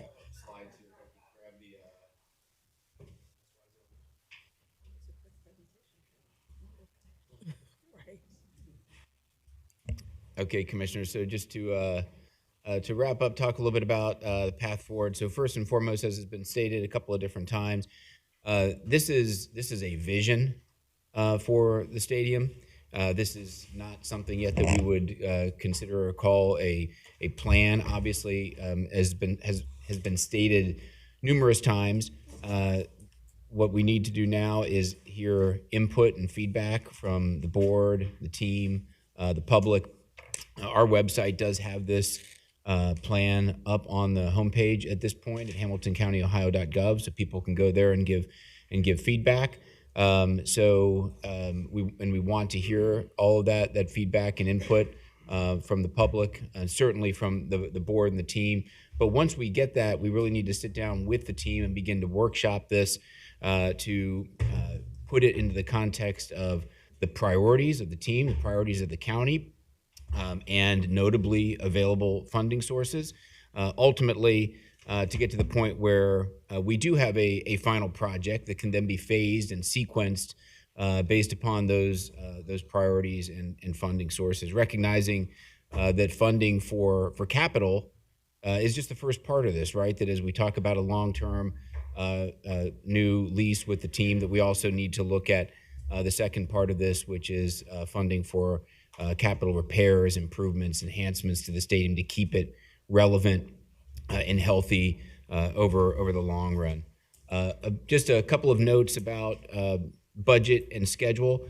So once that program and plan is prioritized and scaled, those projects would then be, the thought is implemented over a multi-year period, commencing in 2026. Again, from the thought being that this would be fueled through a budget fueled by equitable contributions from the county, the team, the NFL, and the state. And as we've discussed on numerous occasions, it's going to take that type of equitable, diverse funding strategy to make sure that we can implement as much of this vision as the board and the team collectively prioritize.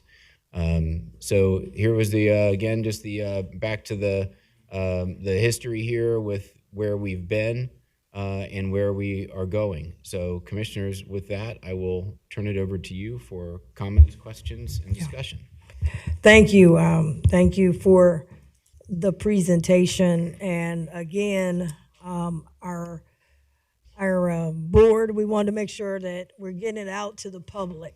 One of the things I think that didn't happen 20 years ago, people felt things happened behind the curtain in the back room in executive session. They said, I voted for one thing, and boy, I didn't know I was going to get a bill for 95% on the hook that handcuffed future county commissioners. We weren't even here, and we're still on a deal that was done when we weren't here. So I wanted to make sure, and I'm going to also ask Mr. Ludo to also have a calendar that is online so people can follow us, because this thing gets complicated, and I don't want people to say, when did all that go down? I have a couple questions. I'll start off. One is, let's start off with the cost. I think it's, it's a big cost. But I will ask that in your slide, Mr. Gableman, you had shown other teams, and you showed Cleveland with a brand new dome, and the cost you had down there was $1 billion. Was that a mistake? Yeah, no, actually, so there's two. We showed it both because right now they're considering both a renovation of existing Cleveland Stadium, which is about $1 billion. They're also considering and really advocating more so a dome in Brook Park, which is immediately adjacent to the airport, for $2.4 billion. So both are in the mix right now. And what's been presented to this point by the team is that they were looking for a 50-50 public-private split on that for both the new build at $2.4 billion and the renovation at $1 billion. Yeah. So we carried them both in our. Yeah. So the ownership, when you talk partnership, is 50-50. So the ownership would put up 50, and they're looking for a partner. But I'm concerned that their renovation number is lower than our renovation number, and I want to know why. What we have on that number at $1 billion is not in any way detail. That is more of a thumbnail sketch of saying this stadium needs $1 billion. That $1 billion, different from this one, in the first 5 years, what we're looking at investing, even on this very preliminary cost estimate, we've got $75 million built into capital repairs that were spelled out in the FCA. We've all had that. That's built in the first 5 years. In Cleveland Stadium, it's not $1 billion to transform that stadium. That's just to repair it, and we don't know the extent of those bills, right? We don't know if that's 200 million, 300 million, or whatever it is. We don't have that kind of detail right now.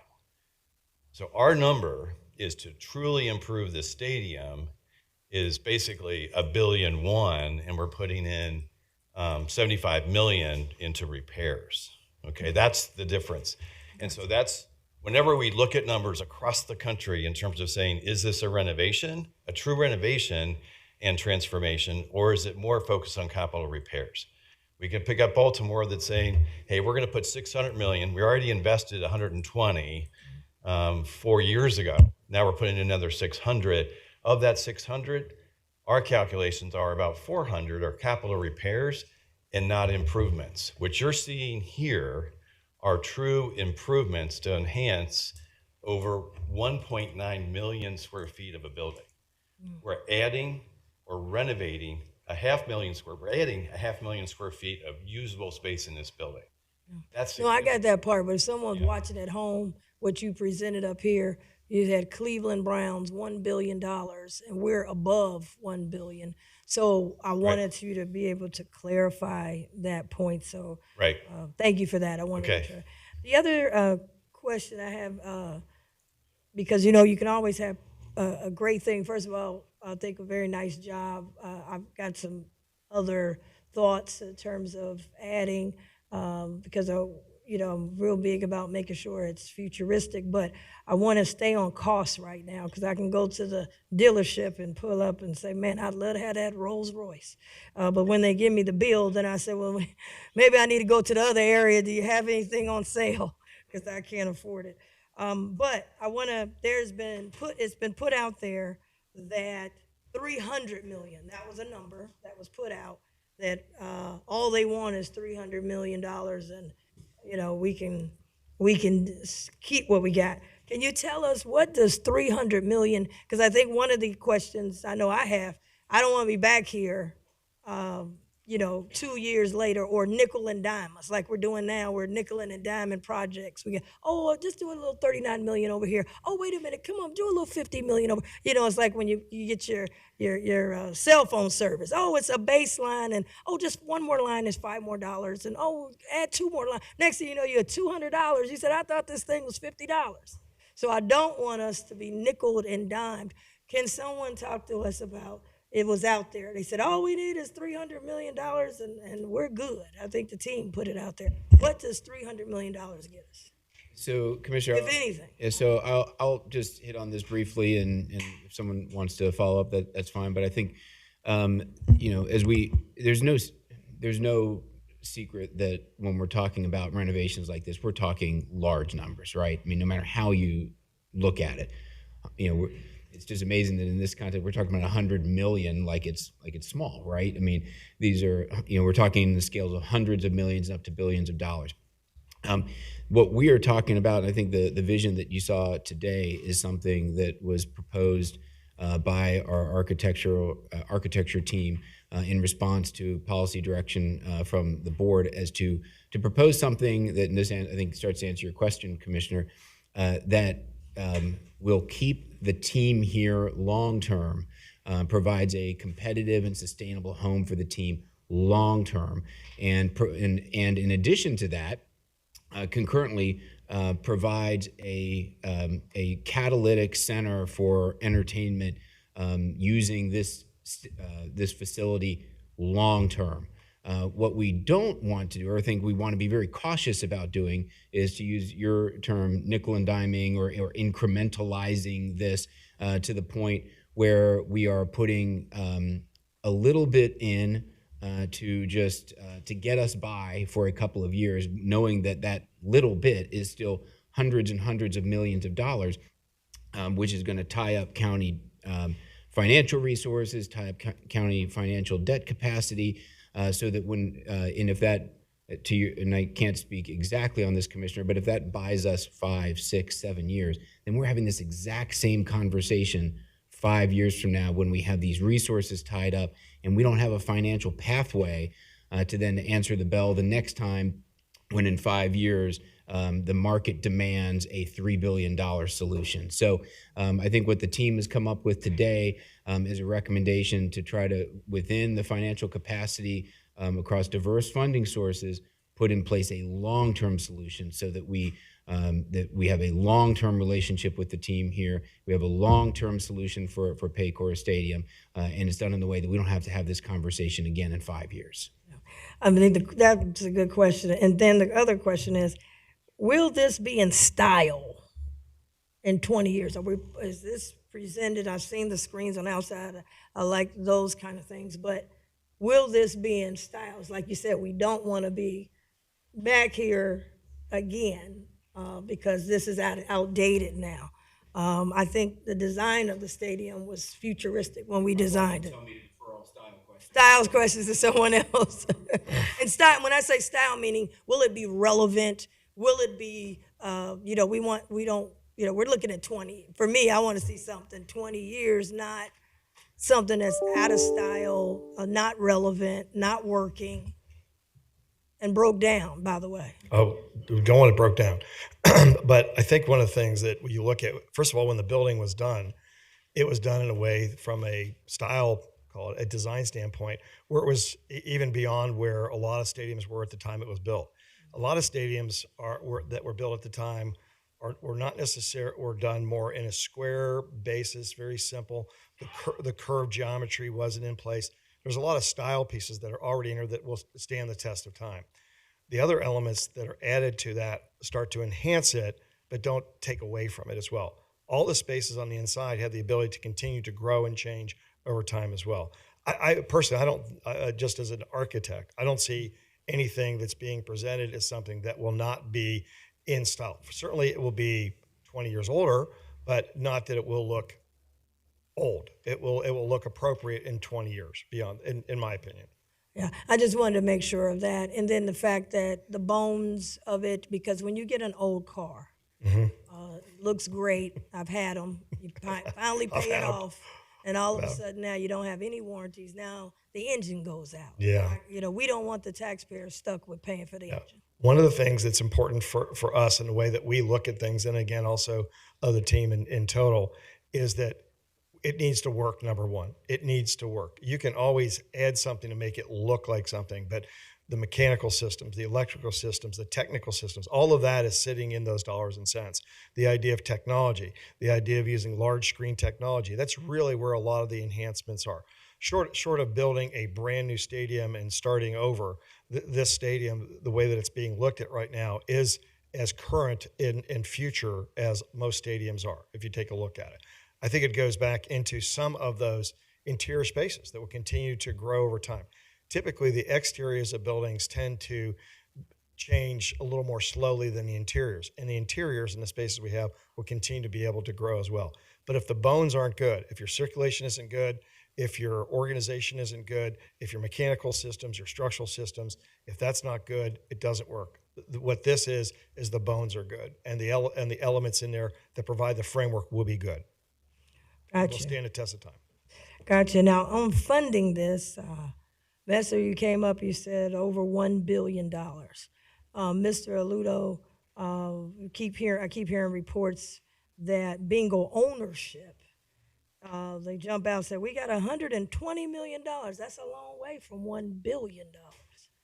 Can someone update me on what do we get for 120 million? I know you said the Browns, they're putting in 50% of 1 billion.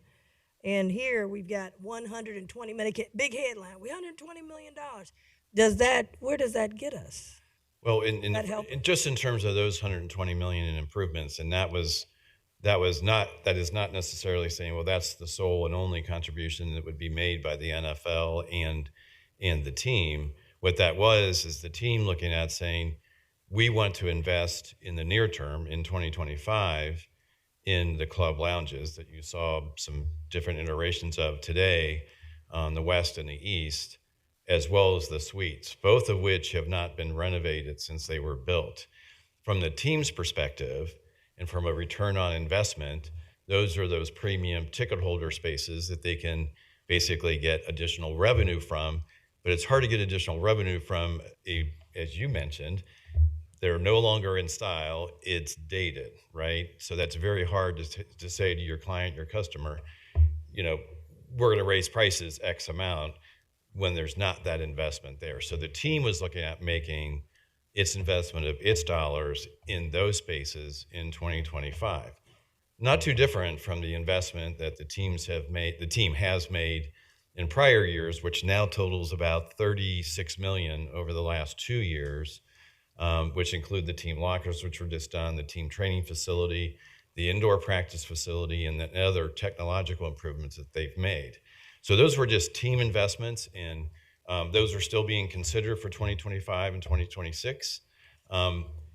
Renovating, transforming those spaces are part of the overall master plan, but I think the intent was the building needs these type of improvements now in order to continue to stay current, and the team was willing to do that in 25.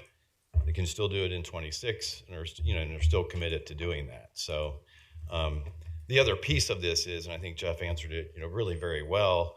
When you're talking about an investment of 300 million, all of us would be kicking the can down the road to do that, and it would be a short-term lease extension, which, again, from an investment, from the county standpoint, you're not going to get the return on that investment. We aren't going to transform this into an asset that has the greater public engagement that you have presented here today as an initial vision. Yeah. So that's the difference. Well, one of the things I want to say that I've been saying, there are a lot of landlords out here, and a landlord, when your lease is about to be up, they don't run in and make a whole lot of new investments without a lease. They keep it how it is, and they say, we'll talk about it if you're willing to extend your lease. Then we'll talk about putting a new deck outside. They don't run in and put a brand new deck outside. Right. Oh, I just love to have a deck. They're not going to put a deck outside if they don't have a lease. And so a lot of the things that you're talking about, this is why I think the lease and this presentation or whatever the final is has to be tied hand in hand. The lease, the funding model, because we're not going to raise taxes. I go and speak for them, but they'll speak for themselves. I'm not going to go for raising taxes. I'm not going to go for this 95% with an old stadium, like an old car, and the taxpayers got all the upkeep, and then the warranties wear out and everything, and we got to pay for it. I'm not interested in let's fix up a few things so they can make some extra money, and we don't deal with a long-term lease. And a lot of things that were proposed today are tied to this lease that was signed on May 29th, 1997. For example, we have some ideas for the area of the Hilltop. Hilltop is still there, has not left yet. I heard every time, since I've been elected, only 3.5 years now, and every day they said they about to leave. And it's been 3.5 years. Number two, in those areas, you have a thing where they would, in this current lease, they only paid 10 years of rent. Because we're trying to get revenue to take the cost down on the taxpayers. And they currently don't pay any rent, so they are rent-free with their offices. And that is on page 24. Now, we're proposing that we would build something and get them to another area across the street, but will they be paying rent on that? I mean, I just need to see this with the funding model. Might not have an answer today, but I'm putting these on the table. Right. And that's why I believe we can't talk about the pretty pictures until we talk about this, because this thing is almost ironclad. The other thing they talk about in there, I'd like to ask about, we got rent on page 24. They also have on here that they're a management of the building. Their management. In this contract, it says their management. That's on page 38. They management. So we got to deal with that. If we're getting them out of there, who are we managing the place? Because we're just like, they can throw up a watch party. Ain't even got to call us, tell us no, because they the managers. I didn't know they was management. We gave away management. And then told us no, and then came back 2 years and said, we got a bright idea. Let's have a watch party. The other thing is, we're on the hook for all utilities. That's on page 39. So we build this new one, will there be an increase in a utility bill? We pay the gas and electric, the water, sewer. Will that be included? So when I look at this number, I'm looking at what's coming in and what's going out on the taxpayers. In addition to that, that's why this must be, we can't say, let's don't talk about this lease, let's talk about this and we'll get back to you. The lease is number one. A landlord wants to get the lease done, and then we talk about possible upgrades.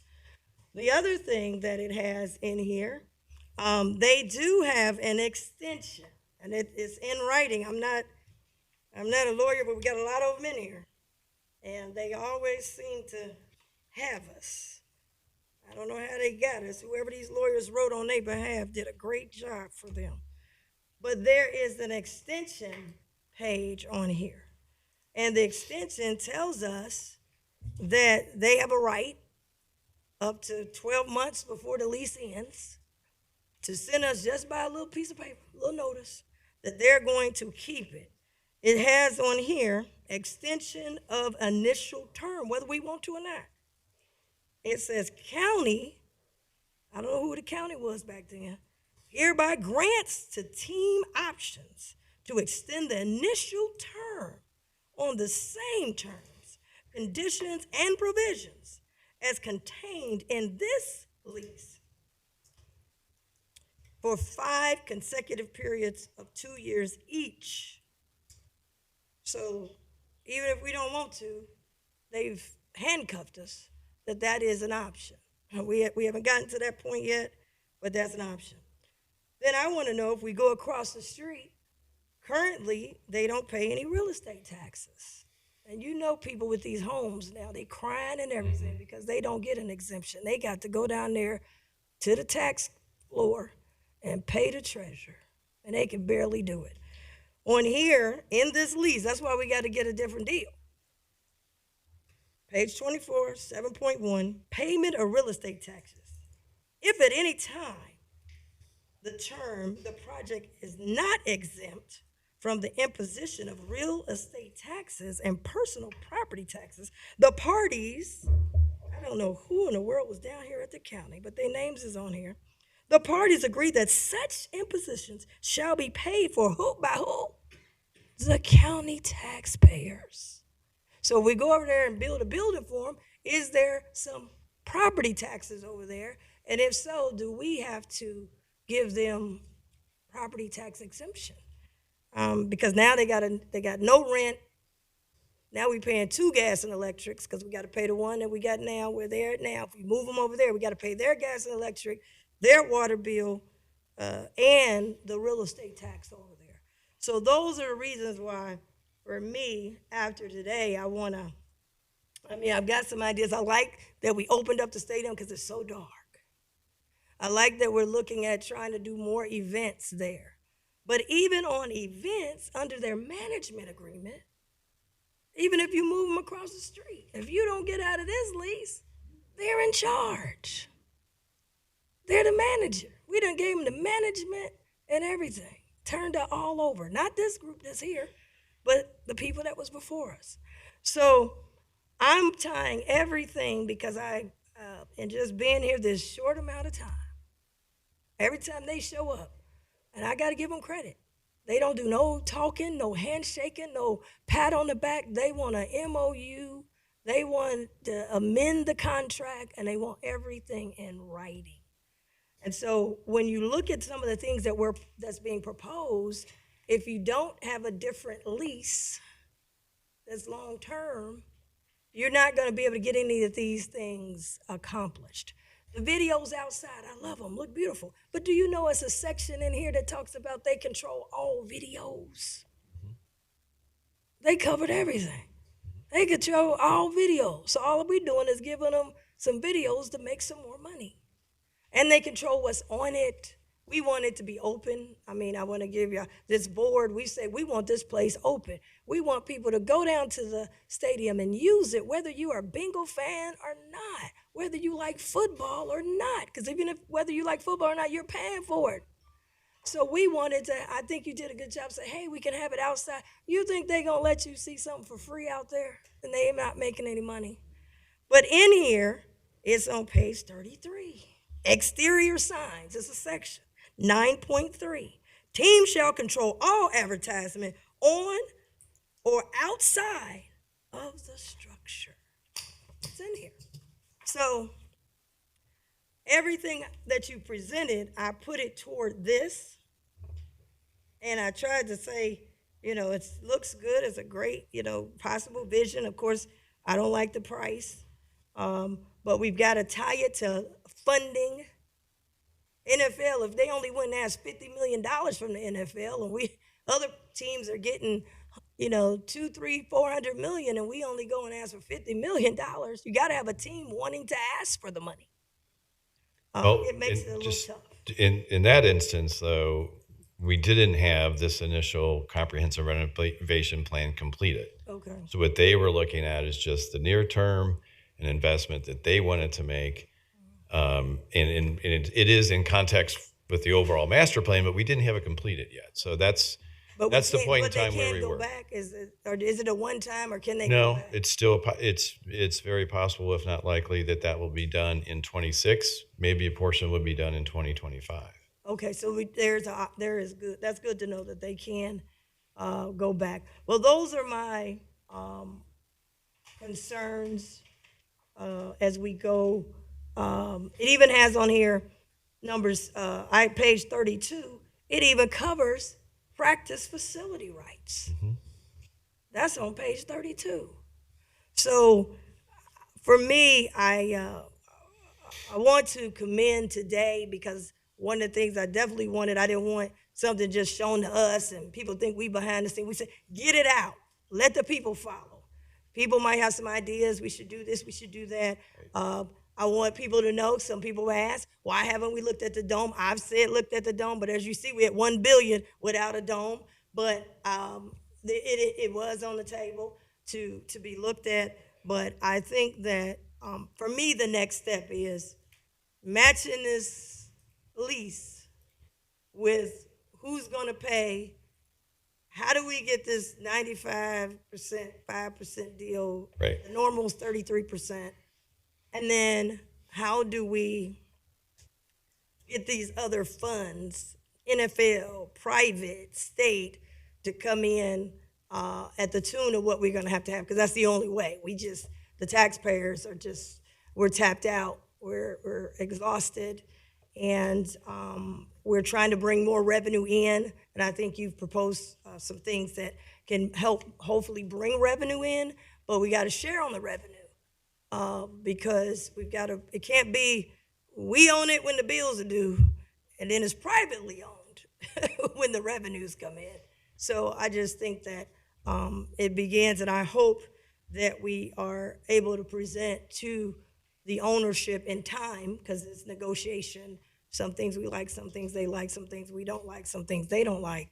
We can present at time a plan, but it's got to be tied to the long-term lease. We got 20 years, long-term lease with diversified plan, and not tying up everything where the taxpayers can't get anything. Because a lot of these plans you got, it won't help us in reducing cost on the taxpayers.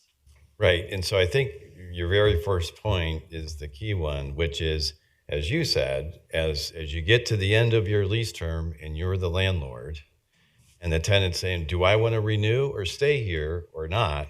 And they're in that power to decide what they want to do, is where we are. We're nearing the end of the initial lease term. And yes, they can exercise those right to extend, but those exercises don't come with any commitments by the county to make a substantial capital investment in the stadium beyond what's required under the lease. Okay, so that it starts there, but for us to get through this process is to have this initial vision presented to date. Yeah. The team, and as Bill had indicated, the team in the county roll up their sleeves and say, there are certain aspects of this plan people are going to love. There's certain aspects that you may say, you know what, I don't know if this really hits the mark in terms of what we were seeking.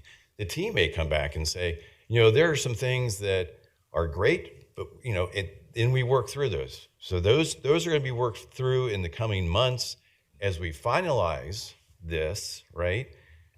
And then at the same time, we're running cost estimates to get more detail, because right now we're way up here. We're way conceptual on what those estimates are. So, whether it's the type of finishes with this wood and painted walls, or you have something that's completely different, will affect that pricing, all right? But at the same time, we're doing that. And now we know if we want to do a comprehensive renovation, we're right within that spot that we're saying it's somewhere hovering around $1 billion. It can be less, it could be more, it's around $1 billion.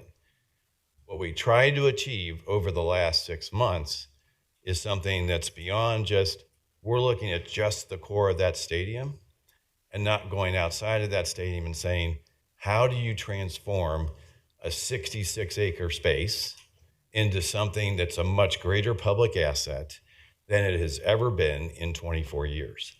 That's what's been presented to you, and we can embrace it, or we can say, maybe not, but that's what's been presented. And the county and the team need to be aggressively seeking that funding from the state. Cleveland's doing it right now. We know it. Read about it every day. And they laid the gauntlet down and said, we want new $2.4 billion. And by the way, public, you fund $1.2 billion. In our instance, our tenant is saying to us, we don't want to scrape this. We don't want to scrape Paul Brett. We keep saying that, Paycor Stadium. We think it's worthy of investment too. We don't have to fight a challenge right now where the city of Cleveland and Cuyahoga County are saying to that ownership group, we don't want you going to Brook Park. We want you to do a renovation, right? We've already passed the first hurdle of a team not saying that this isn't good enough. right? What we have isn't good enough. They recognize this building is worthy of investment because it was built right initially, with some few exceptions, and it's been very well maintained. When I say that, built right initially, there are some inherent design flaws that certainly we see in terms of getting through that building. For whether you're going there for a game or a concert, any other event, it doesn't work very well. And this team is addressing that long term. But we've got to start with the vision, and we know it's in this range, and we have got to aggressively see what funding we can obtain, the amount that we should get, a fair and equitable amount, right, from the state, and have the other parties at the table also, whether we're talking about the team or the NFL, putting in a fair and equitable amount along with the county. That's the process that we're engaged in right now. And that document is over here. We're looking at an agreement that would fundamentally change the model, because you want to talk about Paycor Stadium 2.0, it's Paycor Stadium Lease 2.0 as well. So that's... Yeah. Well, I just want to just be on record that I'm looking at a plan A, B, and C, and be within our means. A is, whatever. B is whatever. C, I don't want people walking out or being reported that, I'm proposing a $1 billion stadium. That's not the case today for me. Others can talk for themselves. I'm looking at what's A, B, and C. What can we afford? And you're right, going after those, but the difference is, and we heard this from the governor, the ownership of Cleveland is trying to do it. Ours is not.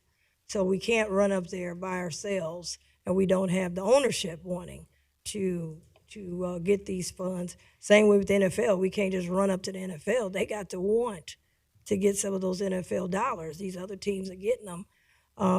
Just like they got the equity thing. They all voted to have equity. Our team voted no. So those are some pieces, but I don't want the lease over here. For me, the lease is over here. And then we pull in, like you said. So those are what I have. I'll open it up to Vice President Driehaus. Thank you. Thank you all for the presentation. Appreciate your time.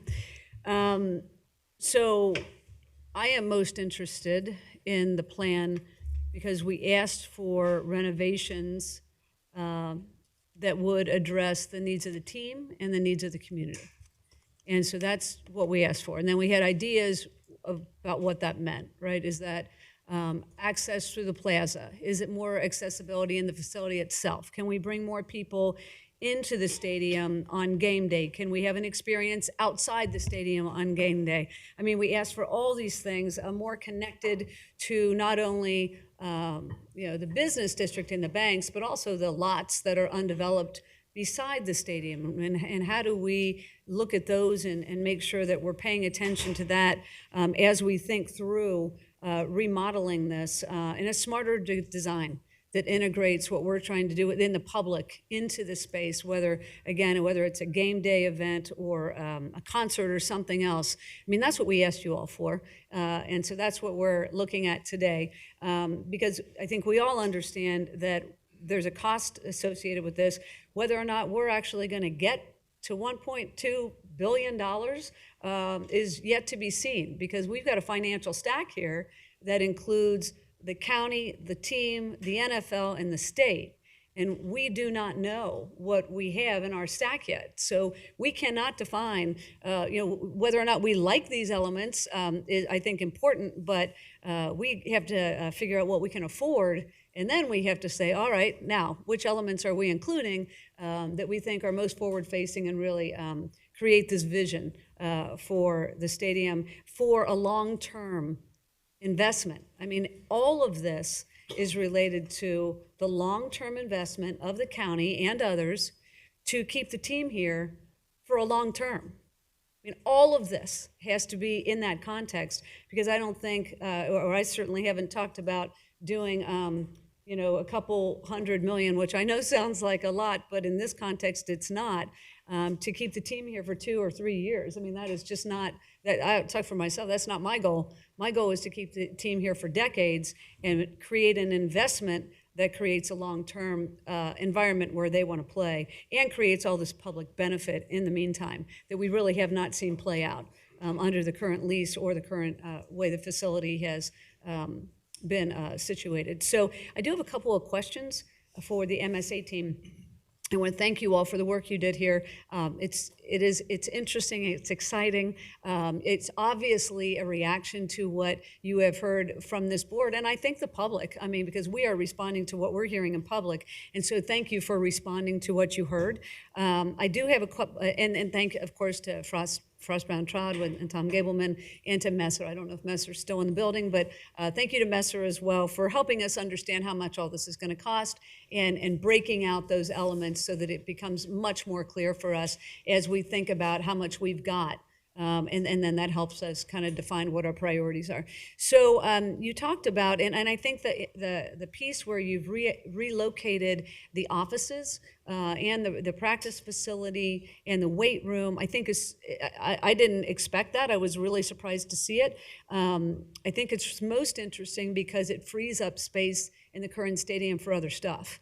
And that is both on game day, but also during other kinds of events. So I'm really intrigued by that, and I appreciate especially that element to this.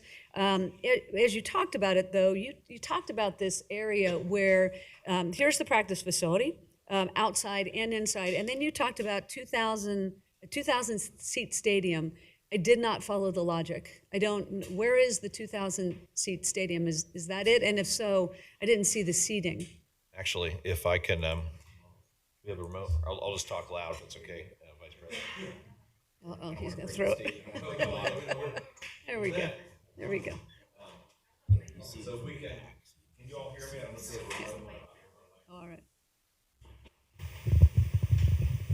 All right, can you all hear me? Thank you. Vice President Driehaus. So the idea, okay, we can hear. So the idea, you see the idea here on the western side of what's proposed is the relocated or pushed south practice fields. Mm-hmm. You know, this is where they do most of their training day to day. We would put in a 2,000 seat covered stand, like a mini stadium. A lot of teams and a lot of these multi-purpose venues have a small stand there for training camp. You know, when they do have training camp now, there's free bleachers everywhere and security. So the idea is to make that an independent and small seating stadium area that looks out over the fields. Could be used for training, could be used for special events, could be used for community events, you know, in working with the team and how to use those fields. So the idea was put that too as a little bit of a buffer to one of the bridges as well, but take advantage of that space so that operationally, when they do have training camp or other special events, it's less bringing things on and off of the field. It's already there. It has restrooms. It's self-contained, and it can be operated as needed. Yeah, I just didn't see that in the rendering, so thank you for sharing that. The other thing you said was that there's the standing zone, which I also really like the standing zone, and there's a coming and going of seats as you talk about the design. I also heard you say that there's no loss in capacity. Is the capacity the same under this design, or is it a positive? Could it be a net positive? It could be. Conceptually, we've kept, part of this has been working with the team throughout the 2024 project, knowing that there wasn't no net seat loss. So there was a fundamental goal of the team. So the idea is through these reconfigurations and redesign efforts to make sure that we make an improvement in the club areas, for instance, and allow for glass, that any lost seats from the club would be replicated or replaced with some of the new projects as part of the stadium. For instance, the north end zone would be additional square footage. So maybe if we have to take seats out of certain areas, some of those capacity could be relocated elsewhere in the building. Okay, so there's definitely no loss, a potential gain. And then is the standing room only part in that equation related to, it's not seating capacity, but there's an issue where you're getting more people in the facility. Is that part of the equation as well? It could as well. A lot of it too, with modern stadia, you know, the fan experience is much different than when this building was designed. A lot of folks like to go to games and stand, even if they have a ticketed seat. So there's a lot of open decks and areas to have visibility into the field, so that even if you're up from your seat going to get concessions, something happens, you run to the edge, you can see down in. but it also does provide an opportunity for standing room only tickets for special events, not only games, but it could be for concerts or other activities. So that would really be an operational discussion with the team and how it's run. But typically we like to have a lot of open decks, areas of visibility for hospitality, for special events, for concerts. And so to have the view into the field to see what's happening in the Stadium Bowl is a really, really nice amenity to have in modern stadia. So it's taking advantage of that and adding that improvement to the existing building. Yeah, okay. Yeah, no, I agree that it's definitely a plus. I just was curious about the capacity in those areas. I think that's the bulk of my questions. Again, I do want to thank you for putting this in front of us. Giving it's part of a process, but this does start the next phase of this part of the process. Where we've got this math equation in front of us now, where we've got the facilities plan and now we've got the master plan, and we put these two things together, we come up with a total, and now we have to talk to the team, see what their priorities are, and see if we can't work all of this out within the financial constraints that we have. So I do appreciate the work, and again, applaud the vision that you've put in front of us. Thank you. Thank you. Commissioner Dumas? Thank you. Thanks for the presentation, everyone who presented. You included everything that we have been asking for as it relates to accessibility and community involvement. And for me, I'm going to digress a little bit on the old lease. They wrote a daggone good lease, included everything in there that you could think of under the sun. And what it does for us and the attorneys who are writing our new lease, we know what not to put in there. That's what it does for us. So we don't have to pick and choose because everything is in there. And so it really clarifies not to leave anything out this time. But for me, as we look at this presentation, which I thought was fantastic, the first question for me is, do our goals and vision match what the Bengals want?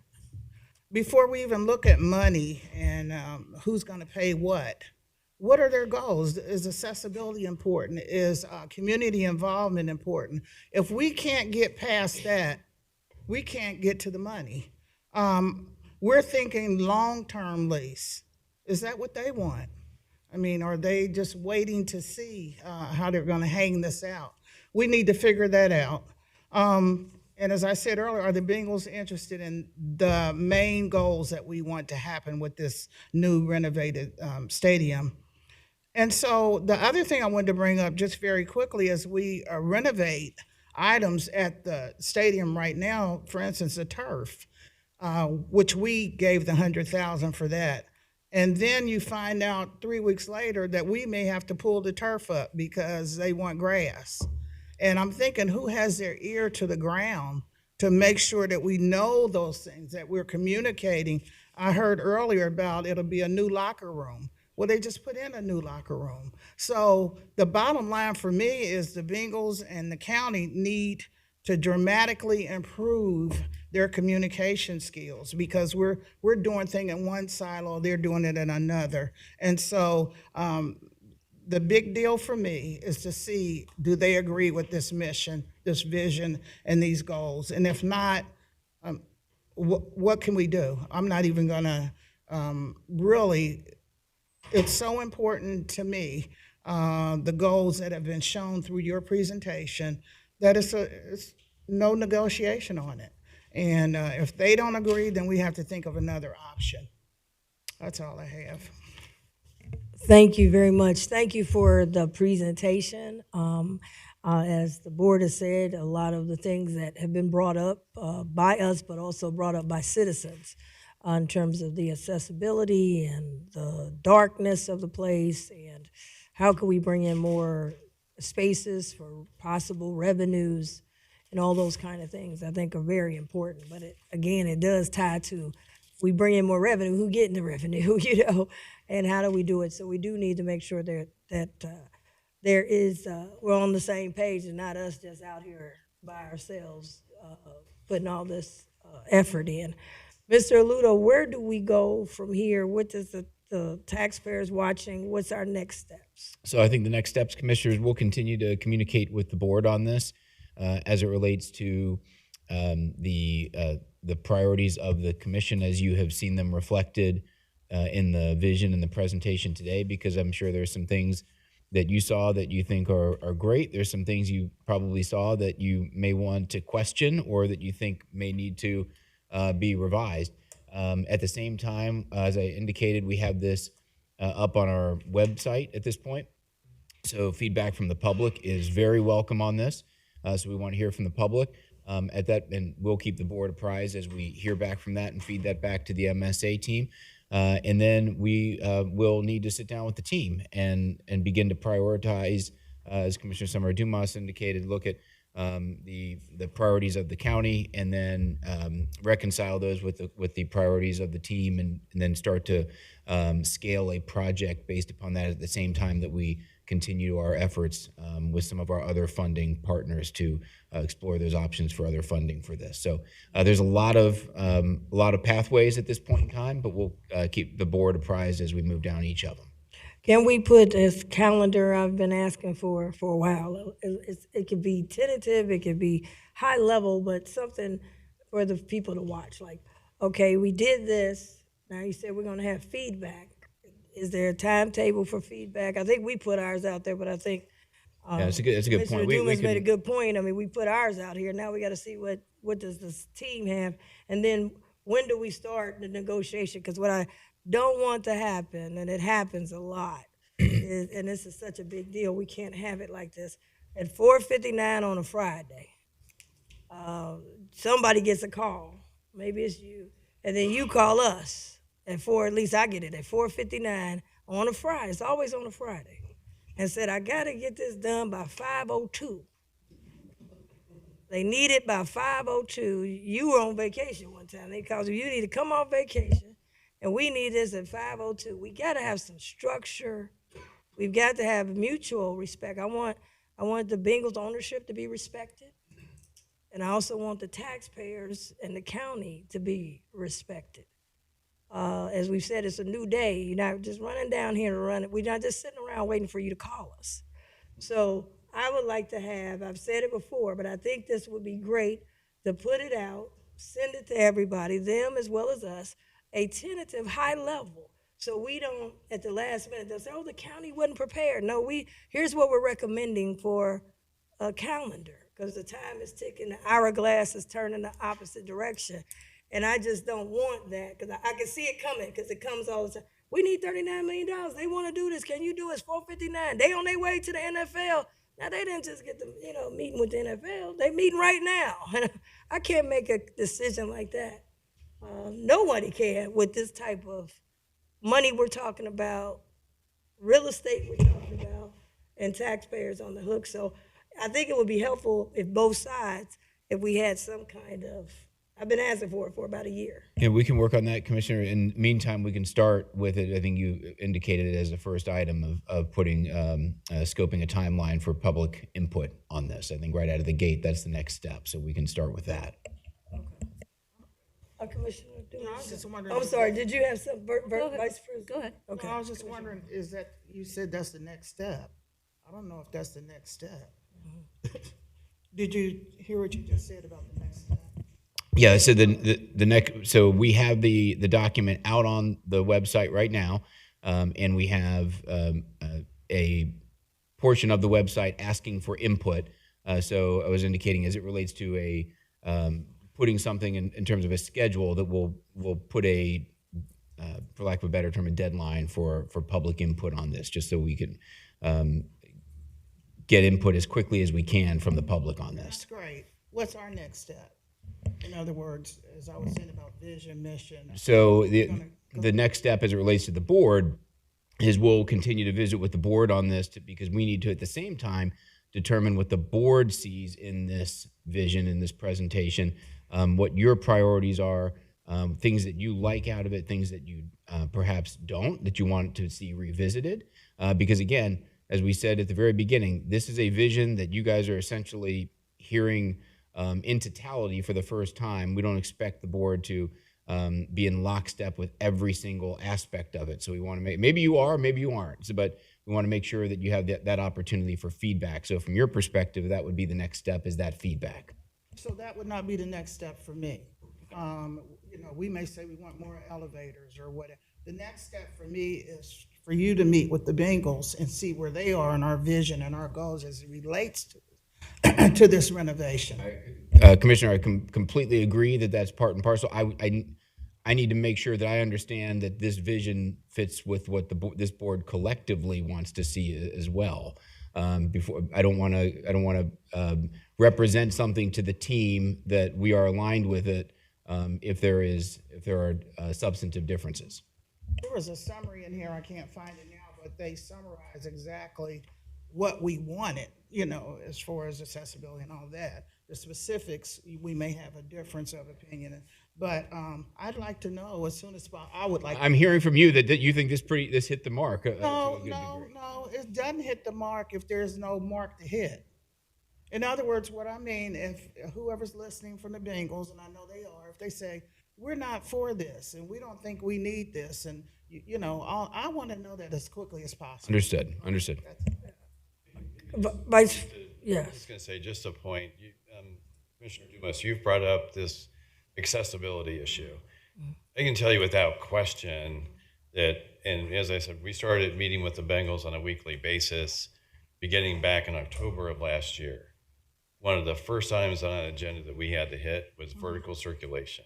How people get onto that plaza, how they move throughout the building, and what we're going to do about it. So there's no question they want greater accessibility. They want for both handicap and everybody else to have access and convenience through there. So there's no question on that. That's just one thing. I appreciate that. That's just one thing that I Right. can bring up because that's my field Right, or right. whatever. But there's so much change that the Bengals would have to agree on and Sure. partner with us. Absolutely. And so that's just one element of it. And I just want to know where they are. Right, and you're exactly right. That first step is walking through this entire vision with them. They have seen it. It was presented to them. but I think the And then thing to is, get their before I'm a Vice President Driehaus, because I want to chime in on this part, because I agree. It's time to get down to business. Now, we're meeting about 2025, not Project 2025, but y'all meeting about 2025, and it ends in 2026, and you're already talking about luxury boxes and this. That needs to stop. Let's get down to business, because we're only meeting about what they want to meet about. And then it comes to us and say they want to do this, they want to do that. They ran off to the NFL, they done run and done these things. And we're saying, listen, I don't want to play ring around the rosies. This is great and dandy. And if they come back and say, I'm going to do my 5-year options or whatever, I need to know that so we don't spend, because we spend a lot of money on lawyers and designers, and you've done a good job, but we're spending a lot of money. So we need to get down to the elephant in the room, and we've asked that, and we have said what we wanted in terms of our concepts. And we can get down to, you can tweak it. You got something now to show them. We don't need to be talking about 2025. We need to be talking about 2026, because you'll go in 2025 and get everything fixed up that they need and they want, and then we still ain't got no long-term lease. Right. So I think what we're saying is we've done the exercises. And this thing is late, not to your fault, but the people who were there, this thing is late. This thing started before I was even elected. We're late with it, but we got it, so let's now get down. We done had several seasons. Let's get down to now. It ain't about us, it's about what did they say about it, so then we can react better. It's not about just the public. The public is very, very important, but the public wants to know all the facts. So they don't get to meet with the Bengals. So somebody's got to go over there and get down to here. Let's start talking about this lease. And then let's talk about how it's going to look. And then let's get reaction. Let's get some back and forth. So we're not in the fourth quarter. 50 seconds and the referee come in and we lose. I don't want that. I want a win-win. I want to win for the taxpayers and win for the business. But it's hard for us to react because we're just giving our input. We haven't had a chance to hear, like you said, their their input. Vice President Dreehouse?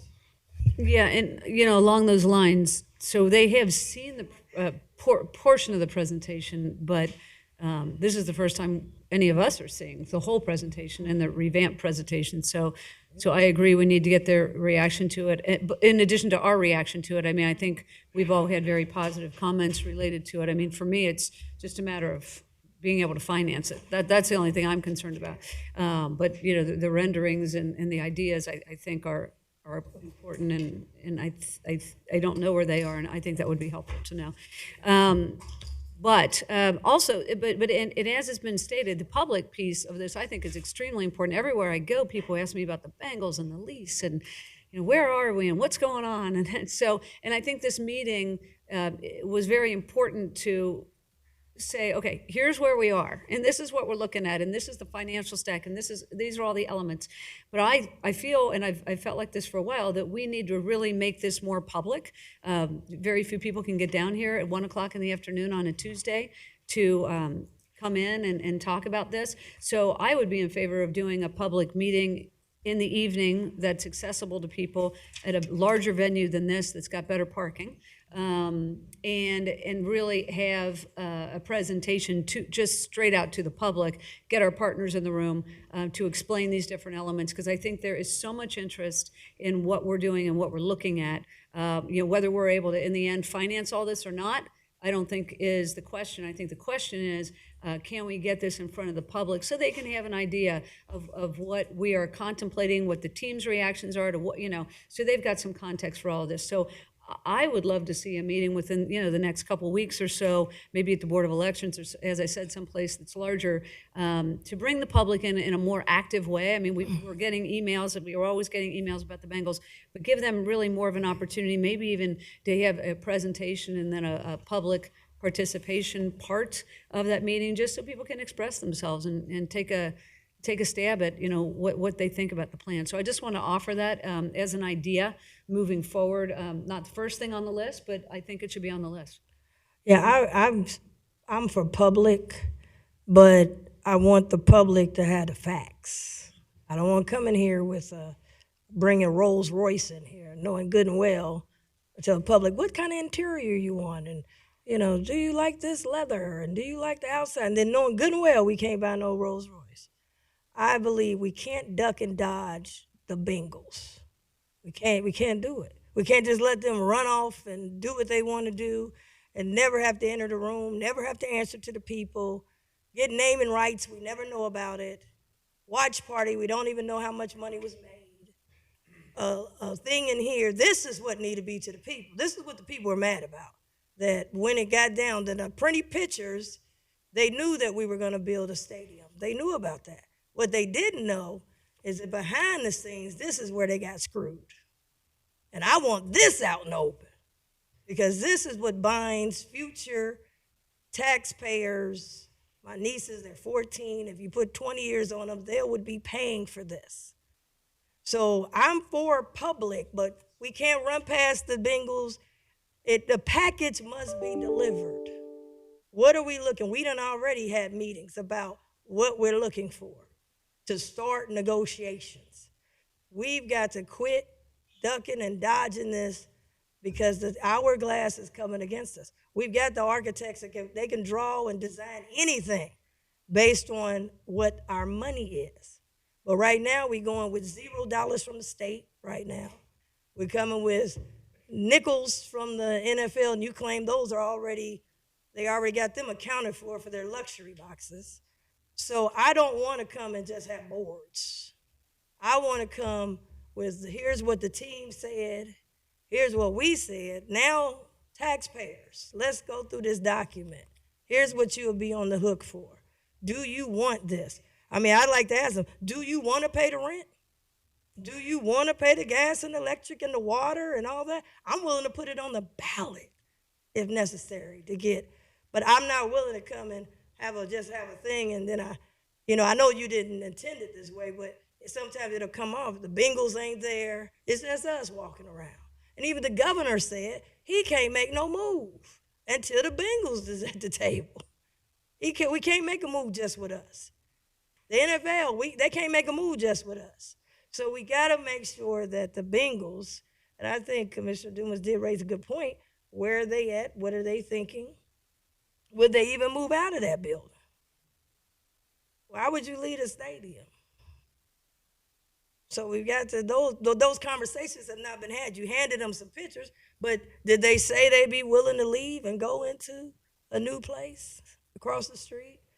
Did they say they like the screens outside and people get to watch it for free?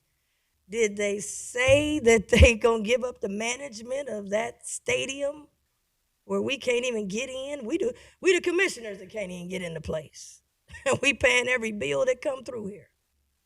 I mean, if we want to go, I remember one time I said, I want to go and see what they talking about if this ain't right. You got to make an appointment. Well, I got to make an appointment. And you're asking me to vote for all this money. So it's nothing negative, but I just think the Bengals should get some respect of, here it is. Here's what has been thought. The commissioners, of course, going to have some adjustments. But what do y'all think, and what are you willing to put in? And then you take it to the public. But I don't want to take no Rolls Royce. And then we come in and we ain't got nothing but some Pinto money. And then they get mad. I thought I told you I wanted a dome. I thought I told you I wanted this and that. I don't want to do that. So I don't know that, of course, it's up to the other commissioners, but I think the next step I'm just is suggesting the Bengals. a public meeting where people can participate. We just had a public meeting. This is public. We just had the presentation. I'm just saying do it in a forum where people can attend and respond. If we No, don't I'm do that, that's for- fine. Yeah, we're for I'm the, not I would suggesting say, that's instead of talking to the Bengals, it's at the same time. It but- just brings people into the conversation. yeah, what I'm saying is, I'm not against the people, because I've been for it. I don't even want executive sessions. I want it all out in the open. I've been screaming that forever. We got a lot of stuff tied up in executive sessions that we can't even talk about right now. And I want to get it out of there. That's why today I said, I want this out. I want it out. I've been screaming, I want this out. But now we got to get the Bengals to be in the public forum. It can't just be the residents on some boards. I mean, these are concepts with no money, concepts with no funding model. I mean, $1.2 billion, where are we going to get that money from? We have nobody. NFL ain't put no money on the table yet. The team ain't put no money on the table. The governor he said, hey, y'all need to get the team on board. He ain't put no money up. So I don't want to just come have a bunch of these events and say, let me hear from you, without understanding. I want to have a meeting, but I just wanted to be more information that we've taught. Here's what the Bengals said. Here's what we said. Here's what it's looking like. And by the way, y'all, here's the document. Let's go through it. That's what I'm saying. So I don't think it's a matter of not doing it. It's a matter of when do we do it. And I think the immediate step, as soon as I hit this gavel, some courier, somebody on a bicycle or something, get over to the Bengals, and because they sitting down meeting about 2025. So you're talking to them. But let's have a conversation about what the taxpayers are on the hook for. Let's have that conversation. So that would be my recommendation.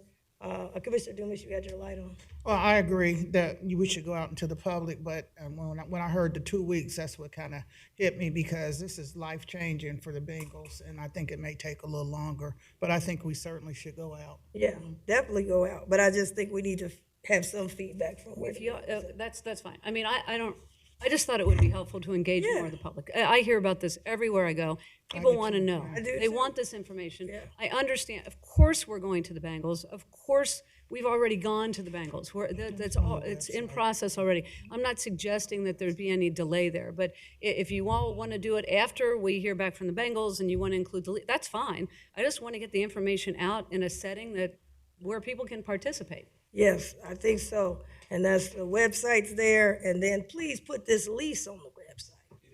Thank you. So people can go, tell me where it is so I can show. Because people, everywhere I go, they said they didn't know. No, yeah, it's on the this stuff Paycor. I've been bringing out, they said they had no idea. It's on the Paycor portion of our website. It has the entire. Put the it entire front and lease center on it. with the pictures. It is. I think it is right in the center of the website. Okay, great. That page. Okay, give me the link, because people have been asking me when I tell them, did you know this in the lease? They say, oh, no. That's what people have been more upset, that that I've talked to. But we are gonna have a mini public, not just one, like you said. We're gonna have many public meetings. I'm for that. But I do think the time has come that we can't be just meeting about 2025 luxury suites. When you're in those meetings, you should be giving them, let's talk about this lease. That's the elephant in the room, so. Hopefully we'll be able to do that, Mr. Ludo. Will we be able to do it? Absolutely. Okay, all right. Well, all right, all the architects, lawyers, and everything, y'all can get on out of here. What time is it? Billable hours. Y'all get on out of here now. But no, thank y'all so much for the presentation. We're gonna take a 5-minute recess, and we got the sheriff coming up next. Oh, we got the clerk coming up next.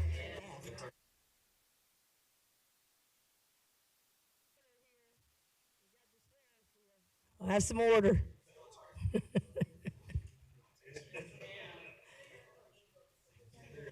Uh-oh. Sheriff McGuffey, we'll have some order in here. Sheriff McGuffey is here with her presentation. So, all right, Sheriff, it's all yours. It's your turn. Okay, great. Clerk had to leave. Thank you. That is awesome. Let me just get my notes put out here, and I believe I have a PowerPoint there that I worked on. And Mr. Ludo, do you have the clicker? Right. Oh, you have it. Okay. I have it. Okay. Just want to make sure I've got the right, because we did a few changes. Here we go. Okay. All right. So,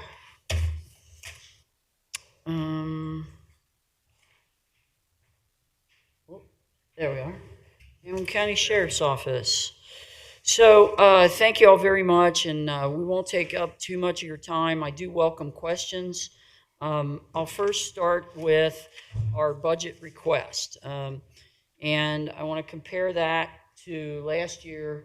So our current year budget is $110 million. What we're asking for is $125 million requested, and I'm going to list those reasons why we are requesting that budget.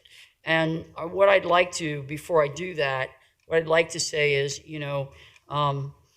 with this budget that you all allowed us for this current year and the years past, we have made great strides in the criminal justice system, in particular with the Hamilton County Jail, which was in a great deal of disrepair. We've now renovated it, and thank you so much for supporting that effort. And we continue to make it a safe, secure, and clean facility for those that are incarcerated, for the officers to work in. And that's a part of the staffing model as well, to attract individuals to come and work in our jail because it's an attractive jail, because it is safe and clean. So moving forward, our budget variances are this. We are asking for an additional 2 court service deputies, and that is at the request of the court. All right, the Common Police Court is asking for 2 additional court service deputies to help with security and a number of needs that they see as judges on their day-to-day business in that courthouse. Now, the other part to that budget variance is going to be investing in the recruitment and retention of our staff. And I'm going to talk about that in some detail, but we work to ensure that we have that full complement of staff so that our goal is 0 vacancy rate. The 0 vacancy rate ensures that, our staff is always well-trained, that we're not working with brand new people all the time, particularly in the criminal justice system, that we're able to have seasoned officers who are well-trained, who make a career out of wearing this uniform and working for Hamilton County and the Hamilton County Sheriff's Office. So with that, I'd like to first talk about the fact that what we've gotten done so far wage-wise is we have collective bargaining units, as you know, and we did get wage increases in those bargaining units. I believe we have some 7 bargaining units now in the sheriff's office. It's quite complex, but we've been to the table with every one of them, and agreed to these wage increases. So 93% of our sheriff's office staff is in a bargaining unit. I'd like to just make note of that because those are times when we are compelled to the table. We're compelled to offer particular raises and things that benefit those officers. And then, of course, they're allowed to bump it up and increase the margins and so forth. And sometimes we have to remind them of what reality really is. And in doing that, I think we've come to some good agreements here in this past bargaining year. So what I want to talk about regarding, next slide, is what our budget includes, And when I came on, I changed the staffing model. I came on in 2021, and I brought with me a staffing model that I knew would work very, very well for the sheriff's office and a change. And the changes are this. We instituted a patrol academy contract with officers who meet the criteria, jail officers who meet the criteria, and they attend Great Oaks. And we pay for that. We certify those officers.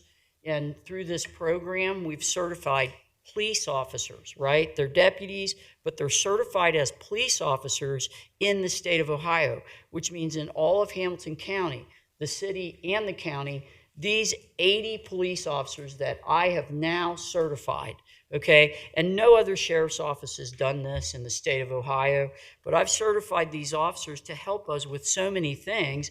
And what they do is they improve our readiness, the department readiness, enhancing community safety, because these deputies that are certified now, they can go on hospital runs with prisoners, transport prisoners. They can go out and work off-duty details in the tri-state area, and what that does is it increases safety and security, because we constantly have people asking for deputies for their events, for police officers, for businesses and so forth, downtown and otherwise.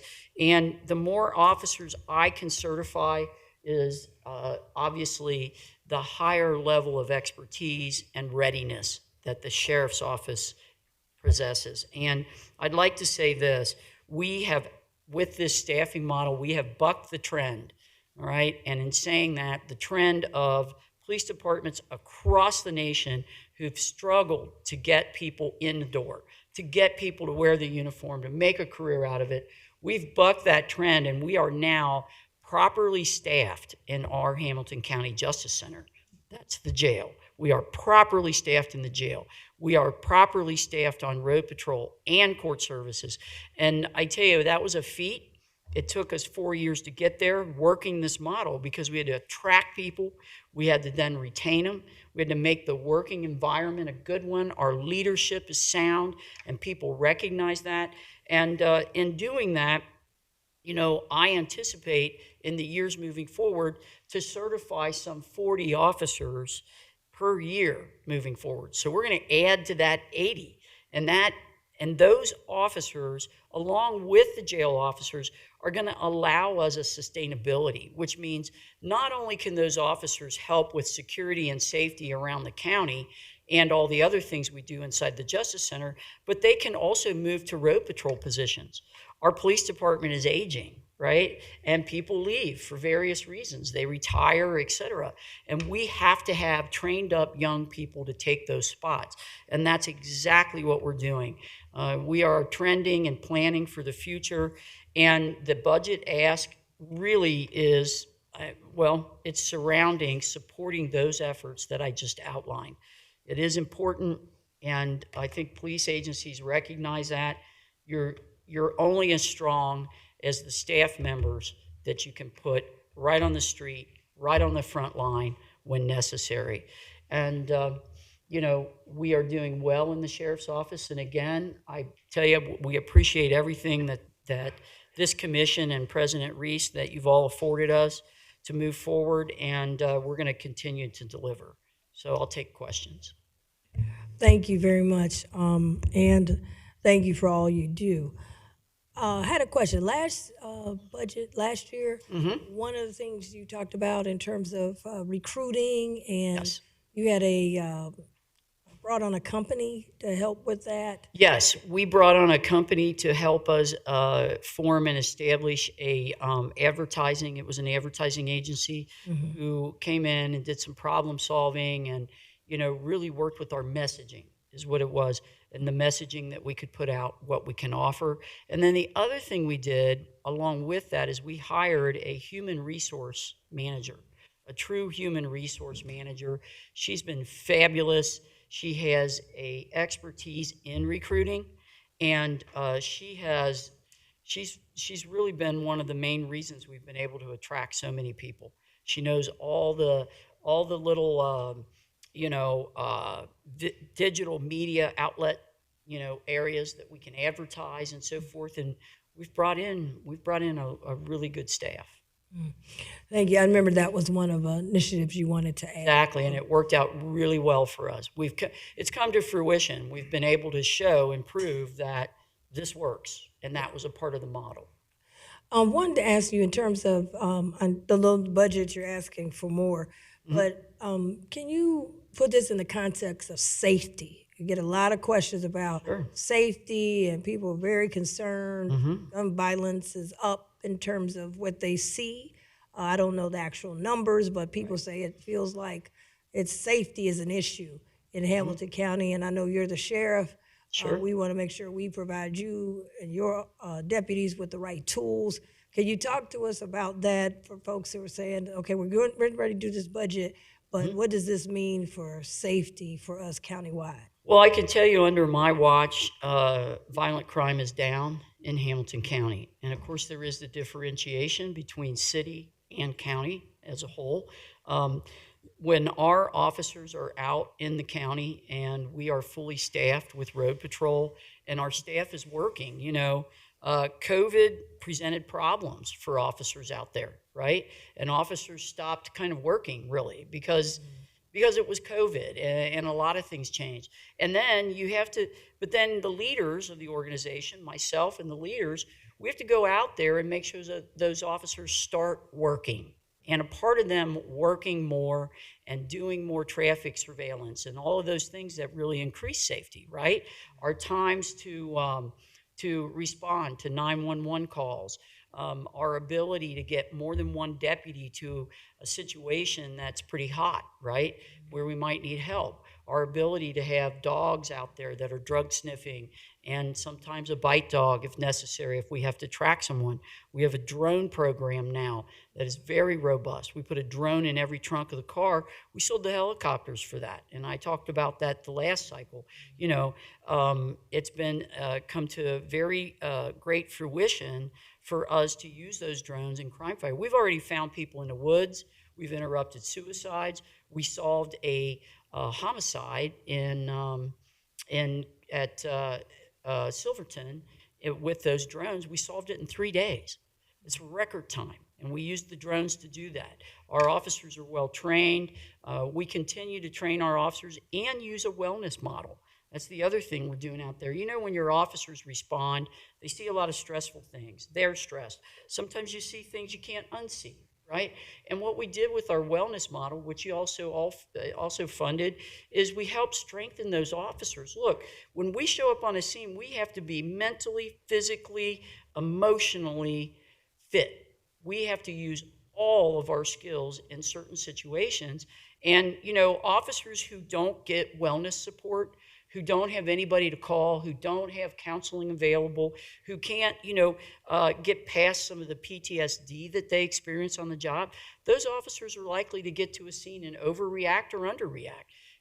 We are noticing that our officers are so much more effective because they're whole and because we're supporting that. And again, it's another thing that attracts them to this department is our wellness program. So when we talk about safety in Hamilton County, I'm telling you, we're watching the traffic reports, we're watching any kind of homicide, any kind of violence. I have a domestic violence task force that is now in play, and I mean, we have more than 20 people at the table, representative of the county agencies. We're talking county prosecutors, city prosecutors. We're talking Women Helping Women, the Divert program, Judge Flotman and her crew. I mean, we are making a difference in domestic violence reduction for women in Hamilton County, and that speaks to safety. That's safety for your children, right? That's safety for families. So we've made great strides there. I continue to convene task force for immigration issues, right? When we have people who are coming here and they represent organized crime and they're breaking into people's houses who live in affluent neighborhoods, you know, we're on top of that. We have, again, a task force that includes prosecutors. It includes agencies, Indian Hill and all of those different police agencies. And we're, you know, and we're holding those people. When we get hold of them, they stay in our jail. Yes, they do. And we are going to crack that organized crime situation. They're not going to want to come to Hamilton County because we're going to let go of them. And we're finding them, we're getting them, and we're incarcerating them. And it's a group effort. Thank you. I'll open it up, Vice President Drios. Thank you. Thank you for the presentation. So I remember last time you were here, you talked about the challenges with recruiting, retaining. It sounds like some of that has taken care of, or rather you have addressed it, not taken care of itself, but rather addressed it. Right. And when I look at the increase to the budget, I'm wondering if it is for the increased personnel, or is it, you mentioned the wage increases. Is it that, or is it a combination of both of those things? It's a combination, Commissioner. It's wage increases that, again, we've tried to be as conservative as we can with unions, but we have to keep a competitive wage going, and that's what we bargained for. So there is that. The other part of that is, yes, personnel. I mean, when you talk about the difference between these men and women being forced to work mandatory overtime day after day, and what that does to your cycle of workforce. I mean, people leave. They don't want to work in that kind of environment. And we are now able to have what you might call routine overtime, which is sometimes you have overtime, and that's a model that's sustainable. But we worked very, very hard. A part of certifying those 80 deputies is a part of that money too. You know, it costs money to send them to school, but those officers have to sign a 3-year contract with us, and they do. And if they leave our department, they have to pay us that money back. And they have. We've had a few, not many. And when I say a few, a very, very few. Most of those officers have stayed. They're staying because they understand that they're building a career with, you know, great leadership and with a department that's sustainable and supported by the county. And that's a big part of our budget. It's all of what we're asking for. Okay, and so do you know, and again, I remember last time you were here, we talked about the number of vacancies and whether or not we should budget for those vacancies as if they were full rather than vacancies. And so do you know how many vacancies there are now? We are working towards a 0 vacancy. Our vacancy rate, I would say right now, is about 10%. Okay. Okay? Much improved from last year. Oh my gosh, it was beyond 40% last year. It was an astronomical number. And we knew that the staffing model that I brought on, I knew, and I coached the staff, it's going to take a couple years for that to take effect. Because if you're really going to work a plan and a model, it doesn't just happen overnight. And that's exactly what's come to fruition here that we're so very proud of. You know, a lot of those jail officers did the heavy lifting on this because we did have that mandatory overtime to make up for the fact that we were sending 20 recruits to an academy and so forth. But, you know, now they're reaping the rewards of that. You know, these guys they're certified, they're able to improve their lives, make more money for their families. I mean, it's all pluses in that column. And it took a minute to get there, but we hope that, that the county commissioners will help us sustain that. Okay, thank you. Thank you. Commissioner Dumas. Thank you, Sheriff, for your presentation. It's clear that you and your department is going above and beyond what you need to do to make Hamilton County safe, and I certainly appreciate that. It's a $15 million difference, and for me, I like numbers, I like detail. And just wondering if you were saying 2 more deputies, if I could know, not now, how much money we're talking about. You certified 80. Is your plan to certify more, and what that number would look like? Absolutely. Yeah, and then you said a raise 4.5% in 2025, which I understand. What does that number look like? Right. 4.5% for all of the collective bargaining. Let's see, I had one other question. I think the wellness is great. We have to do it, so. But other than that, the numbers for the deputies, do you plan on doing more, certifying more? I do. And I'll just address that if I may. The certifying the deputies, I plan to double that number. When I said we had 80 in the last 4 years, I was able to certify 80 police officers in the last 4 years. I'm going to double that number in the next 4 years. And the reason I'm doubling that number, again, is sustainability, because our road patrol is aging. And we haven't been able to push a lot of new people out to road patrol because we struggled with COVID. We struggled with low staffing there.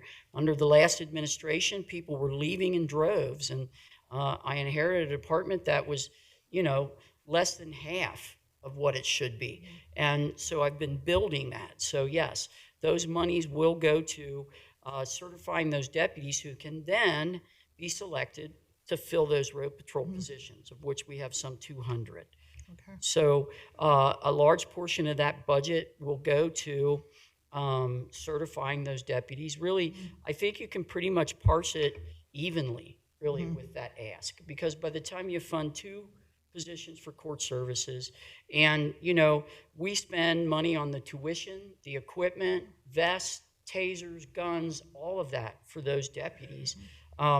It's a way that keeps them at our department, attracts them, and that's an equal portion. And then when you start talking about the unions, and I'm very reasonable with, I think, raises and so forth. I'm not trying to give away the farm. I just, in fact, had to explain to the unions, a couple of them, when I sat at the table, listen, guys, we have to be reasonable here. And that's what I'm going to be, Sure, would I like to pay every deputy $1 million a year? Well, we all would. But listen, that's not what is going to sustain Hamilton County as a whole. And we have to look out for years to come, and that's what we're doing here. We feel I understand it's a lot of money, but we feel that it is a pretty reasonable ask, considering what we've shown we can do. And that's what I underpin everything on, is what we've been able to produce. And what I can tell you right now, here and now, is fact. And that is that's a safer, cleaner, more functioning environment. We're strong. The sheriff's office is already a model for the state of Ohio in so many ways. And, and we're proving it every day. And I agree with that. Thank you. And as we look at other departments that come forward for money in addition, and we're looking at a possible gap in our budget, Sure. I just think it would be advantageous for you guys to have, like a line item of each thing, and Yes, and we see can do how that close for it you. comes to the 15 million or whatever. Sure. Okay. We can deliver that tomorrow. Yeah. Well, Yeah. don't have to- We'll get it right over All here. right. We Thank have you. it. That's all I had. Sure. All right, Sheriff. Okay. Thank you all very much. Thank you very much, Sheriff. Thank you. All right. Next, we have our Communications Center.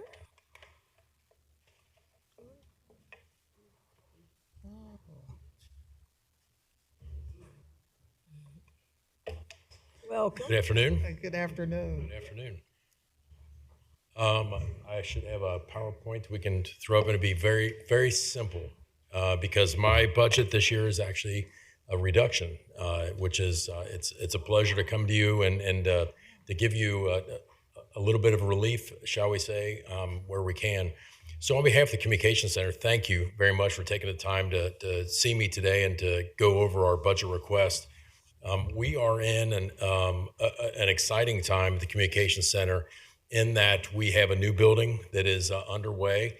It's obviously being managed, the project itself right now is being managed by the Facilities Department, but we keep a very close eye on what's going on there. Nick Crosby and I have regular meetings with Bert and facilities, and I'm pleased to say there's a lot of tremendous progress going on with that building, and we can certainly see we see the sunrise on the horizon for us, which is a wonderful thing, but also puts me as a director in an awkward spot for right now in that I'm in somewhat of, since we're talking a little bit of sports, I'm in somewhat of a prevent defense right now.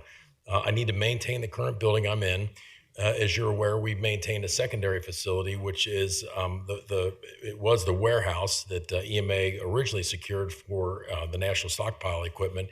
We use that as the office space we use for our backup and training facility. So we're maintaining 2 facilities currently. And then when this comes online, that's going to be a 3rd facility for us for a certain period of time until we hammer out the logistics of moving a live 911 center, because you can't just call forward 911 for a couple of days while you move into your new building. So we have to come up with the logistics that will help us to keep that system live, keep it up and running, and keep it as seamless for the residents and our responders as we can, while looking forward to a new facility. And really, that's kind of where I'm at on my budget for next year, is that we have some things that we're asking for that is termed furnishings. And that furnishings really is to help us with the furnishings, the move, the equipment we may need to just do that pivot from where we're at now to what the future looks like for us. The target date, according to facilities right now, for a move-in for us is in January of 2026. So we'll have all of 25. And about this time next year, I'm looking forward to coming to you and welcoming you, hopefully, and inviting you to a ribbon cutting ceremony at some point that will be in that actual future that we can see. So for right now, in my department, I really just want to try to maintain. We are making good progress, much like with the sheriff reports is exactly what we report also. Last year at this time, we had approximately 17 or 18 vacancies in our dispatcher ranks. We're now down to 6. We're seeing the same trends in the labor force, in that we're getting a much better quality candidate. We're getting candidates that understand the type of work that we do, that are willing to accept that, and that are taking that on. Last year, we hired 18 people total throughout the year. I'm sorry, last year we hired 17 people throughout the year. This year already, we've hired 18. So we're one step ahead, and we still got 3 more months to go with hopefully one more class. And my trainers are probably ready to grab me off the microphone right now, but we want to get one more class out this year so that we can even take that strain off of the current dispatch staff.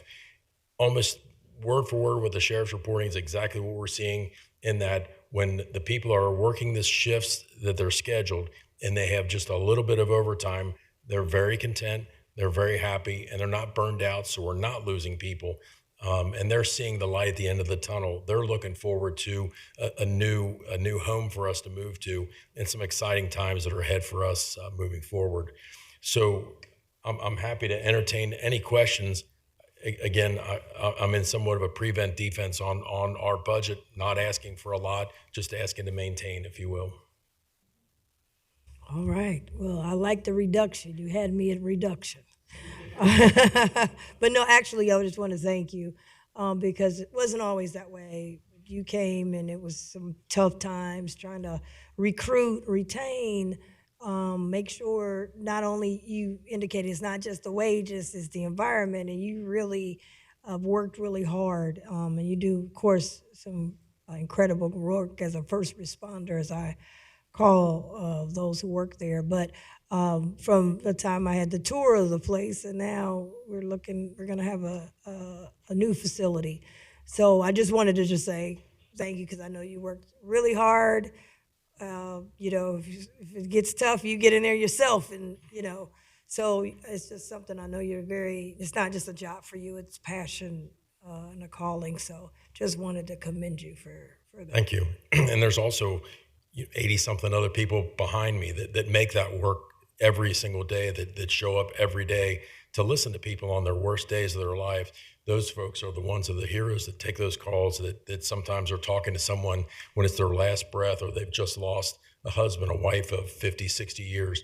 That happens regularly for us. It's a very difficult job that it takes the right type of person and the right type of compassion and skill and ability.